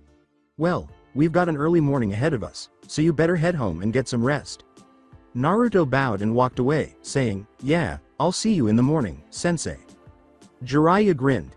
He got ready and went to bed because he had been granted permission to remain at his former student's house. After returning home, Naruto ate a simple dinner and then climbed into bed. Too happy to be bothered by anything, Hinata ate dinner with her family before going to bed herself. At the same moment, all three of them went to bed and fell asleep. While Naruto and Hinata were thinking about each other and how wonderful it would be to spend every day together, Jiraiya was thinking about the training he would begin the following day. Dating, training, everything. They both grinned. Once more, but not for the last time, Naruto mentally reenacted his battle with Kiba. He grinned as he reflected once more on how one phone call could truly make all the difference. Grinning, he fell asleep.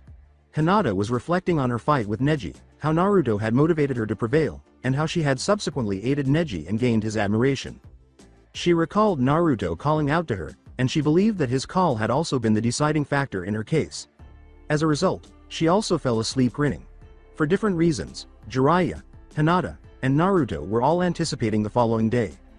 Jiraiya kept thinking about how he was determined not to fail his new students, while the two preteens kept thinking about how a simple thing could change everything. Thus, a new chapter in each of their lives began. When Naruto woke up the following morning, he was laughing because he remembered the announcement from the previous day. There was nothing anyone could do about the engagement between him and Hinata. Though he didn't really care, he couldn't help but wonder what he had done to deserve this. After getting ready, taking a shower, and getting dressed, he was ready to leave his house when someone knocked. Startled, he jumped and opened the door. A very upset Hinata was standing there. He retreated instantly to allow her to enter, which she did. He questioned her, "What's wrong, Hinata?" Naturally, he was worried because he could tell that this was a serious situation. She approached him and put her arms around him while sobbing on his chest, saying, "Naruto." Now genuinely terrified, he clumsily wrapped his arms around her. How on earth could Hinata have ended up here, sobbing, at this hour of the morning? What on earth had happened if it wasn't Neji or her father? He didn't know what to say or do, so he just held her and let her cry while he thought this. He created a shadow clone of her while he held her. After closing the door to give them privacy, They started working on a few tasks, such as gathering and chopping fruit for Hinata's breakfast.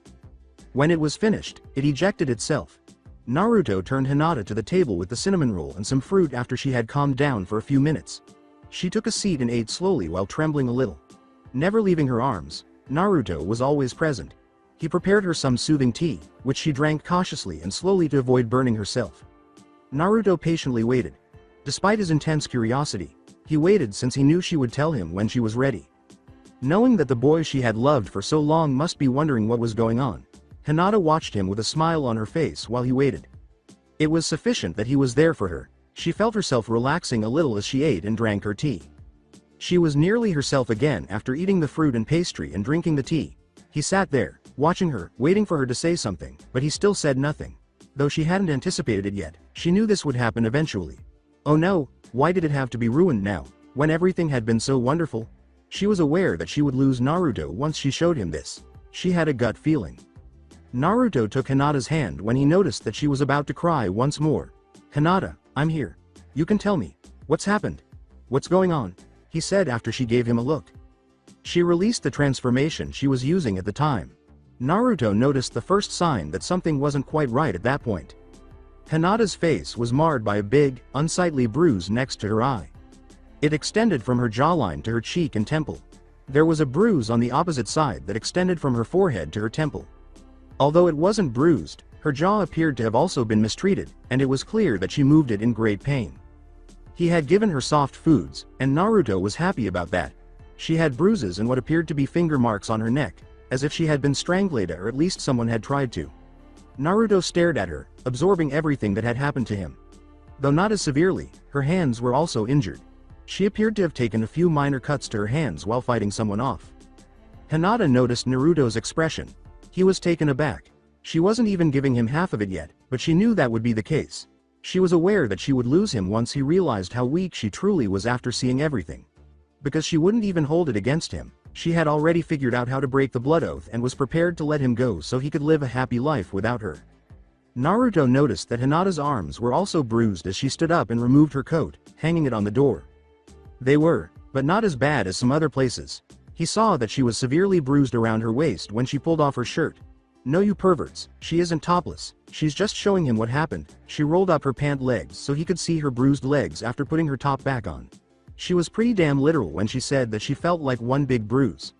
Her feet were the only areas of her body free of injuries or bruises. Every action Hinata took was making Naruto more and more shocked. What on earth had become of her? His first thought was that. Who did this to her? Was his second thought. Hinata kept a close eye on him and could see his anxiety and rage. She began to cry once more after misinterpreting the rage as being directed at her for being weak. He took her in his arms as she began to cry and gave her a tender, careful kiss because he didn't want to cause her any more pain than she already had.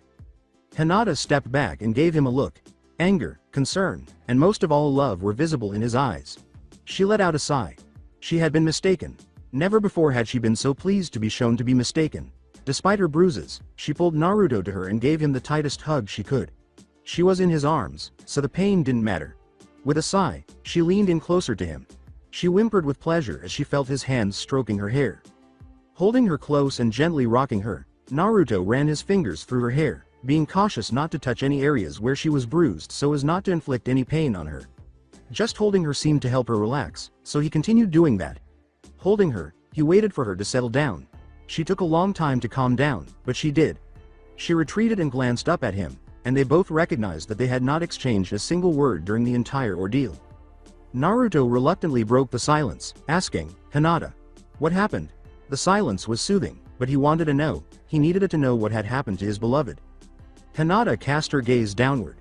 She looked up at Naruto, who simply gave her a reassuring smile while waiting for her to continue.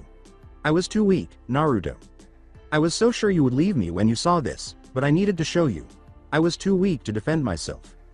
An hour and 30 minutes prior, Hyuga compound. When it happened, Hinata was already dressed, up, and prepared to start her day. She heard a chilly, caustic voice as she was leaving through the front door after descending the stairs.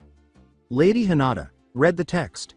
She turned to see one of the branch family members staring at her with icy brown eyes. Eyes that are brown? Yes, she was aware of this man. For some reason, he did not inherit the Byakugan from his father. He remarked, "It seems my chance has come." As bruised as she was when Naruto first saw her, Hinata was at the bottom of the stairs the next moment. Her back was severely bruised after the branch member threw her against a wall after grabbing her by the throat and lifting her off her feet. She struck her legs, head, face, and arms on the stairs as she fell after he threw her down them. When she reached for the stairs, her hands were injured and dragged along the hard wood instead.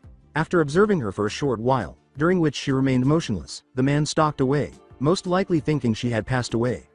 Hinata whimpered in agony and got up once she was certain he was gone. After transforming to appear normal, she sprinted as quickly as she could to Naruto's. She arrived so early because of this. In Naruto's, Hinata reluctantly and slowly explained what had transpired to Naruto. As she told her story, Naruto reassured her by holding her close and running his fingers through her hair, a gesture that seemed to greatly calm them both. Even though his anger was building, he controlled it. Hinata was thinking of all the things they had already experienced together. She first encouraged him, then she learned about the fox, and now this. He had been there for her through it all, and now he was demonstrating that he wasn't going to abandon her because she was weak. Wishing she didn't have to, she slowly retreated from him before sitting down on his couch to ease the ache in her legs. Naruto, who needed the physical touch, followed and sat with her, gently taking her hands in his. She grinned. She wanted it too. The two of them were somewhat calmed by each other's presence after sitting there and holding hands for a while, and Naruto eventually questioned Hinata, "Now what?" Hinata appeared taken aback. That hadn't occurred to her. She no longer felt secure at home. She gave him a thoughtful look. It was hardly 9 in the morning when she found herself sitting with Naruto. He had welcomed her into his home, fed her favorite food, at that, held her, listened to her, and was shocked when she showed him her bruises, but he still accepted her. She had also noticed the anger in his eyes. Now she understood that he was angry with the person who had wronged her, not with her. She became acutely aware that she had been pondering for a few minutes without responding to his query. He waited and said, I don't know, Naruto. I don't really feel safe at home. No one would believe me. They just say I must have fallen from tripping or something. And I know when he finds out that I'm still alive, he'll try something again if I go back, but I don't know what to do." He created a shadow clone and sent it out the door, saying, "Well, for tonight, you can stay here. We'll figure things out after that." "Oh, crud." Curious, what was that for? She inquired. She acknowledged that he had a good idea and nodded. "I sent that one to get Jiraiya. He's our teacher, after all. And you're not going to be up for training today, so Jiraiya and I will stay here with you. Tonight you'll stay here, and we'll figure things out between now and tomorrow morning." Hinata was taken aback. Was Naruto really this eager to assist her? Why? How could she possibly have earned this loyalty? She was happy to have it even though she didn't know.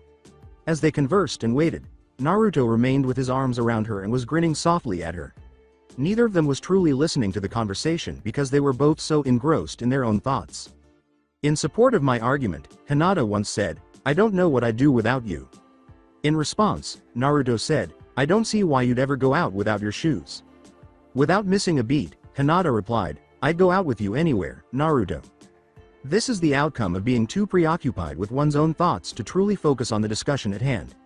Anyway, Naruto's front door was soon opened by a very anxious Jiraiya. When he discovered Naruto and Hinata encircling each other in their arms, he exclaimed, "What in the world is going on here?" He turned in front of them, saw Naruto's anxious expression and Hinata's bruised face, and firmly sat down in one of Naruto's chairs. Naruto spent roughly 10 minutes explaining to Jiraiya what had happened to Hinata, how she had informed him, and other details.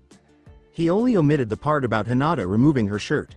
Now was not the time for Jiraiya to get a nosebleed. Jiraiya paid close attention to what Naruto was saying, occasionally nodding and interrupting him with a question or two, but mostly just listening. Although taken aback, Naruto was relieved that the pervert could take matters seriously if needed. For Jiraiya, this was a significant turning point because he never once gave Hinata an inappropriate look. While speaking to the sage, Naruto held Hinata in a possessive manner. Jiraiya instructed Naruto to look after Hinata and instructed them to take the day off. After promising to inform Hiyashi of Hinata's whereabouts and the events that transpired, he departed. "Are you sure I can stay here tonight?" Hinata asked Naruto as she turned to face him. Naruto gave a nod. "And you can have the bed, I'll stay out here. I'll be right here if you need me. And if anything is wrong, don't hesitate to yell for me, all right?" She smiled. For the remainder of the following day, Naruto did everything he could to ensure Hinata's well-being, including making her lunch and dinner, holding her when she was afraid or depressed, and soothing her when she was in pain. Hinata was pleased with Naruto despite being surprised that he was so willing to do it. She appreciated this more than she could express. After a while, Naruto carried her to his bed and placed her on it. Even though it wasn't the most comfortable mattress ever, Hinata thought it was superior to her incredibly soft mattress from the Hyuga compound.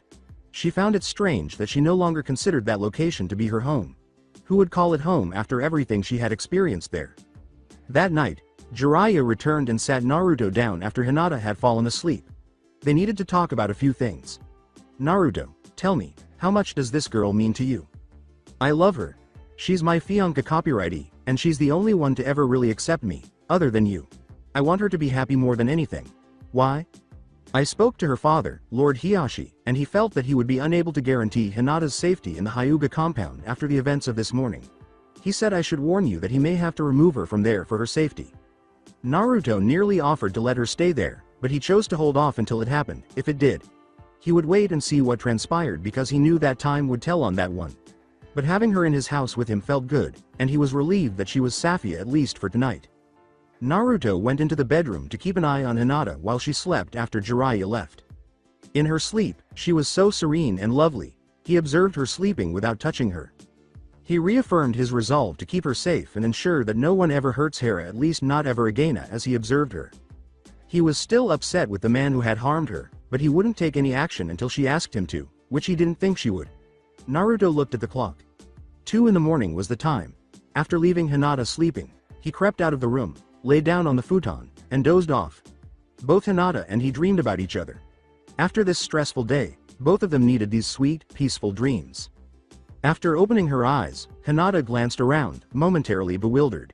And then she recalled what had happened. The assault, the scene with Naruto consoling her, everything. She grinned, but then she recalled what had woken her up and why she was there. Naruto, who she had been dreaming about, abruptly changed into the person who had harmed her and began to attack her. Naturally, she was woken up and terrified by this. And what time was it now? She looked. 2:30 a.m. Oh no, she needed to know that Naruto was there for her and that he was alright. Even though she knew she shouldn't bother him. She was unable to wake him, though. She whimpered, barely able to control herself, and Naruto? She was desperate for him to be there, but she didn't want to wake him up if he was asleep.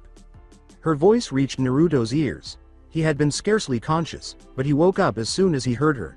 She had only mentioned his name, but it was sufficient.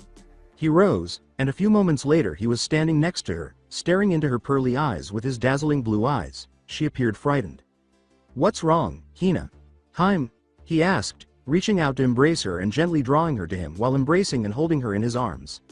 He groaned a little as he felt her arms wrap around him, but he simply held her and consoled her. He smiled at her to reassure her that everything was okay, and she told him about her nightmare. I had a bad dream, Naruto. I'm sorry for bothering you. He said, I'm sorry, Hina. Sincerely sorry for her. I'm here. I won't hurt you. I love you, Hinata, now and always. At his declaration, Hinata grinned and tucked him in, her arms encircling him. Then something occurred to her. Will you stay with me, Naruto? Naruto gave her a startled look. I would never leave you, Hinata. Why would you ask that? I mean, we are engaged after all. I would never hurt you like that. She shook her head and grinned at his gullibility. No, Naruto, I mean right now. Will you stay here, in bed, with me, tonight? Naruto let out a gasp. That hadn't occurred to him. However, he was also aware that he would never dare to refuse Hinata anything. He grinned. As they lay down together, he held Hinata close and said, I'll stay with you, Hinata. Now and always. I promise. Unobtrusively, Naruto created a shadow clone and placed it on his futon. He had a plan for that one.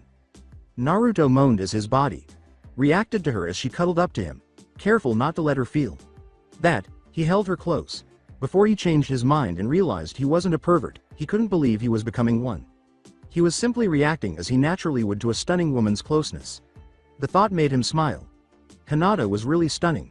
She was also his. He grinned more broadly, then embraced her, and the two of them fell asleep, cozy and soothed in each other's arms. After 5 hours, a knock on Naruto's balcony door was heard. Jiraiya. And nobody else would. He quickly switched to his clone and glared at the clone, who was now holding Hinata, to make sure she wouldn't dare harm her. After a short while, the clone dispelled and cautiously slipped out of bed without waking her. After giggling at the clone's uneasiness, Naruto led Jiraiya into his apartment by opening the balcony door. Despite the fact that Naruto appeared a little unkempt, Jiraiya decided that this was not the moment to humiliate his pupil. After all, he was here on business. "Good morning, Naruto." Naruto gave him a weary glance, his eyes drooping a little. "Good morning, sensei. What can I do for you?" He was relieved that the elderly pervert didn't bring up the subject, even though he knew Jiraiya was aware of his appearance. Reluctant to waste time, but aware that he needed to tend to Hinata first, Naruto nodded. "I doubt you can do much of anything for me, Naruto.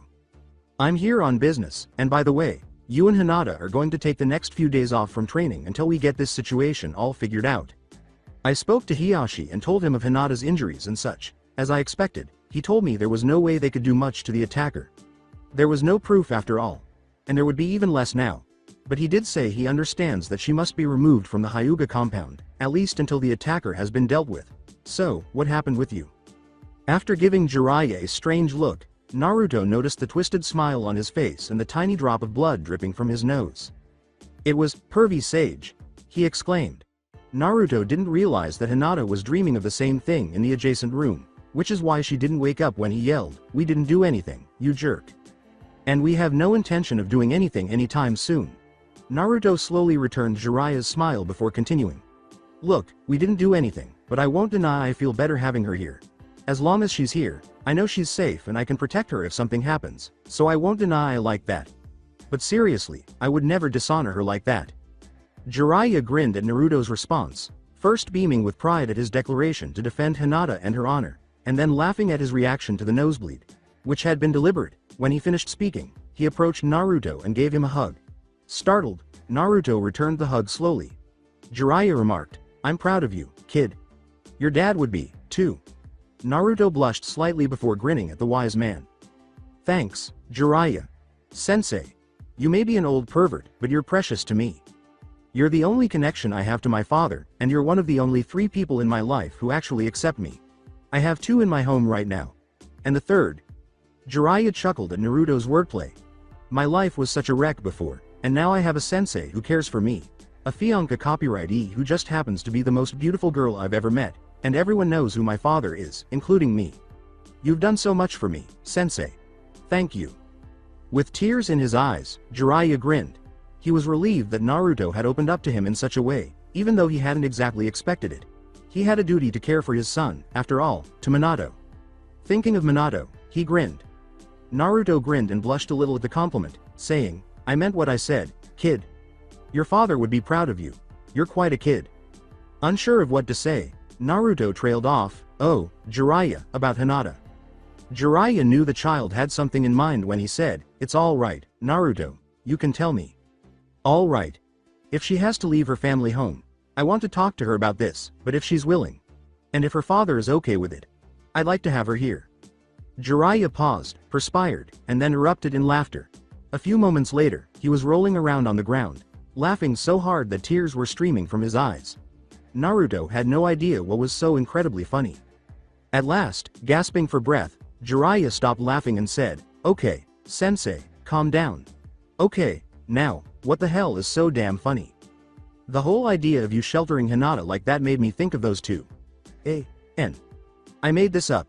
I don't know anything about Minato and Kushina's meeting. I just thought this would have an impact on Naruto. I was just thinking of when your father first met your mother. She had been wounded in a battle and he immediately offered her his tent and sleeping bag, fed her, helped her wash, and basically saved her life." Jiraiya nodded, and Naruto chuckled after giving it some thought. "So you're saying that what I'm doing for Hinata is like what my dad did for my mom?" he asked.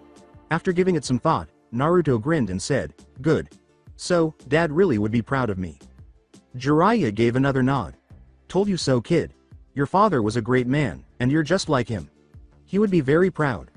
Naruto was blushing. Naruto then got up and started preparing breakfast for Hinata, Jiraiya, and himself. He chuckled as he created clones to complete everything at once. Then he spelled them out and went to his room to wake Hinata. Realizing that he preferred to do this himself rather than allowing one of his clones to do it, he grinned. He smiled at Hinata's beauty and bent down to give her a forehead kiss. After giving it some thought, he came to the conclusion that he wanted her to be happy forever. He desired to live his life with her and make her happy.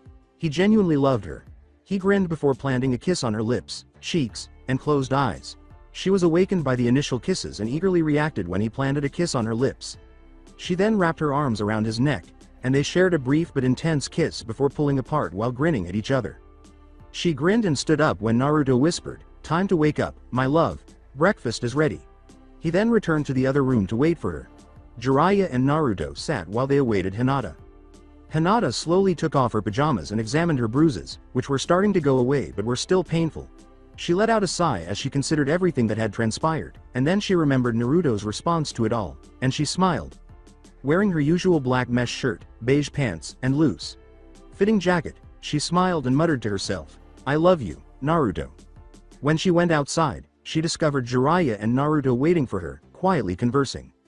The trio took a seat for breakfast. Hinata was somewhat taken aback by how excellent it was. She gave Jiraiya a look. "Did you help with this, sensei?" Naruto flushed as Jiraiya laughed. "What, you think your fiancé copyright can't cook? Naruto did all this on his own, my dear, and I can tell you he didn't do it for me." "You did this for me?" Hinata whispered to Naruto after blushing and smiling, and he nodded. "Why?" "Well, you've had a stressful few days, for one thing, and you're my fiancé copyrightee, and I wanted to make sure you were okay, so I made this all for you. Besides, Hinata, I love you." After a furious flush, she grinned. "I love you, too, Naruto." Jiraiya was scrawling furiously when Hinata used a small amount of fire chakra to send a gentle fist strike at the notebook, igniting the pad. He nodded slowly, wondering when this girl got claws, and Jiraiya looked at her in surprise. She simply told him, "You will not use this, Jiraiya. Got me?" Jiraiya nodded and grinned at her protectiveness. "This is a special moment for me and Naruto, and I will not have you using it in your perverted books. I'm sorry." As they sat and ate together, Jiraiya laughed at the thought of Minato and Kushina and how much they resembled Naruto and Hinata, while Naruto and Hinata occasionally smiled at each other. The three of them had nothing better to do, so they went to train for a short while after breakfast. After that, they all went to the Hyuga compound and collected Hinata's clothes, possessions, and other items that she requested. They essentially stripped the room of everything that could be identified as belonging to her, leaving only the furniture. Hinata was more than happy to do this, even though she was aware of what was happening. After bringing Hinata's belongings back to Naruto's apartment, it was time for lunch. The three of them sat and chatted for hours, unwinding and getting to know one another better. Jiraiya told Naruto and Naruto about their parents when they were younger. Naruto talked about his early years, and Hinata told them about growing up in the Hyuga compound. Before learning about Hinata's feelings and what had motivated him to move so quickly with her, he suppressed the events that had left him feeling so resentful.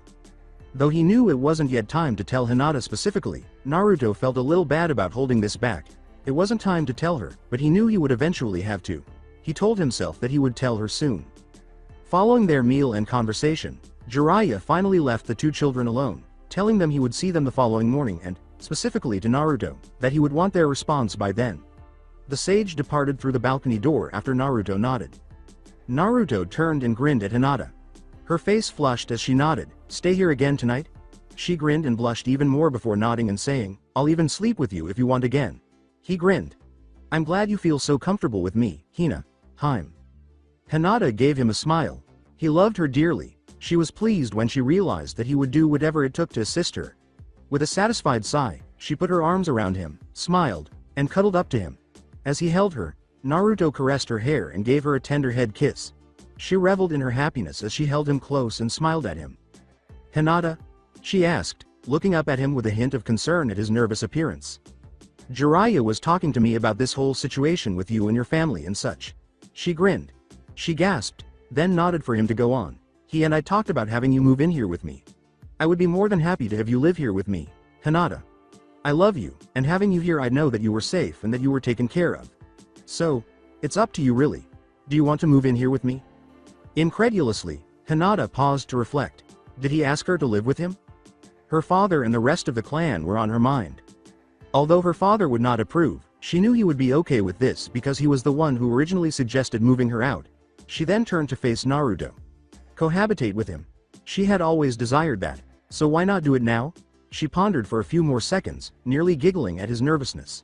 She then grinned and replied, "I'd love to move in here with you, Naruto. I love you and I want to spend the rest of my life with you, so yes, I will move in here with you." Grinning, Naruto embraced her and gave her a passionate kiss. Each of them rubbed their hands over the other as she eagerly replied. They both retreated, blushing, after a few minutes of realizing how their bodies were reacting to each other. She returned Naruto's smile, and they shared another, gentler kiss. Hinata grinned as Naruto whispered, "I love you, Hinata." She nodded and left his lap, saying, "Let's get ready for bed, all right?" She nodded before taking a shower. "You first, love. You get your shower and I'll get stuff out here taken care of, then we can trade off, all right?" she said. After laughing at his response to Hinata and her response to him, Naruto got up and collected the leftovers from dinner, cleaned the dishes, and did some light dusting. Basically, he was just doing pointless tasks. Thinking of how simple this was with shadow clones, he laughed. He heard the shower shut off as he finished cleaning, grinned, and made the decision to play a practical joke on Hinata. Hinata was taking a leisurely shower, relishing the sensation of the water running over her body and the warmth, as her muscles relaxed and the pain from her bruises lessened. She felt exactly like this. Her heart was happy, her body was at ease, and she simply felt right. Her thoughts turned to Naruto's body being against hers, and she smiled at herself. She shivered as her body began to react once more. She turned off the water after finishing herself, washing and rinsing off after laughing at herself. She smiled as she slowly drew back the shower curtain and realized she had just taken a shower at Naruto's house. No, she was now relocating to their home. She grinned. The bathroom door opened, but she was too preoccupied with her thoughts to notice it at first. He was staring at her when she turned to look at him. She was standing in front of the sink, completely nude and absorbed in her own thoughts. Naruto had intended to burst in, find her still in the shower, and tripping, and falling, and accidentally seeing her. Even though he blushed, he was unable to turn away. Her physique was flawless, and yes, he did see it all. Her skin, that alabaster white that he had grown to love so much, was flawless everywhere. She blushed when she finally noticed him standing there, then grinned and posed for him, flaunting her curves. Turning away a bit, he blushed before turning back to her and whispering, "You're so beautiful, Hinata." "Naruto, you really think so?" She blushed, and he nodded. "I'm glad you approve." Naruto gave her a smile. "Of course I approve." She smiled. "Your turn." Naruto gave her a perplexed look. "You've seen me, now show me you." Not wanting to reveal that he was sporting a huge erection from staring at her, Naruto blushed and said, I'm sorry, Hinata, I don't want you to see me right now. It would be very embarrassing." "Why not, Naruto? You saw me, now come on, I want to see you." "It's just my body. I'm reacting to you." She gave him a brief glance before laughing when she understood his meaning. He blushed and slowly undressed for her, saying, "Come on, Naruto, show me." His reaction was evident as he slid his boxers off, making his blush even redder. As she gazed at his physique, she was astounded by the strength and definition of his muscles. She blushed and then grinned when she saw his erection. One day, she knew, she would have that. Although she knew the time wasn't right yet, she couldn't help but want it now. She would wait. As she approached him, she gave him a hug, kissed him, and muttered, "I love you, Naruto, and one day, everything I see will be mine, just as everything you see will be yours. I promise." Then he had an idea. Naruto blushed and whispered back, "I love you too, Hinata. And I promise you we will be together forever. Hinata, would you like to join me in the shower?" Knowing that he wasn't considering anything sexual, she blushed for a moment before nodding. "I just got clean, but I'd love to join you." After getting out of the shower together and cleaning up, Hinata needed it again. She was sweating profusely. They changed into their nightgowns and went to bed together, grinning at each other in the dark, with the only light in the room coming in through the window from the full moon outside. After Hinata gave Naruto a gentle kiss and he returned the favor, the two lay together and marveled at how calm they felt. "When did you fall for me, Hinata?" asked Naruto with a smile. Hinata let out a gasp. She had been reflecting on her own childhood memories of them. Was he able to read her thoughts? "No, that isn't possible. You remember the time you protected a young girl from a bunch of bullies, and then they all turned on you?" she asked, glancing at him. He nodded. "That was me." "Really?" She gave a nod. "I didn't know that was you, but I guess I've been protecting you all along, huh?" That's it for today. I hope you guys enjoyed this great story. See you in the next one.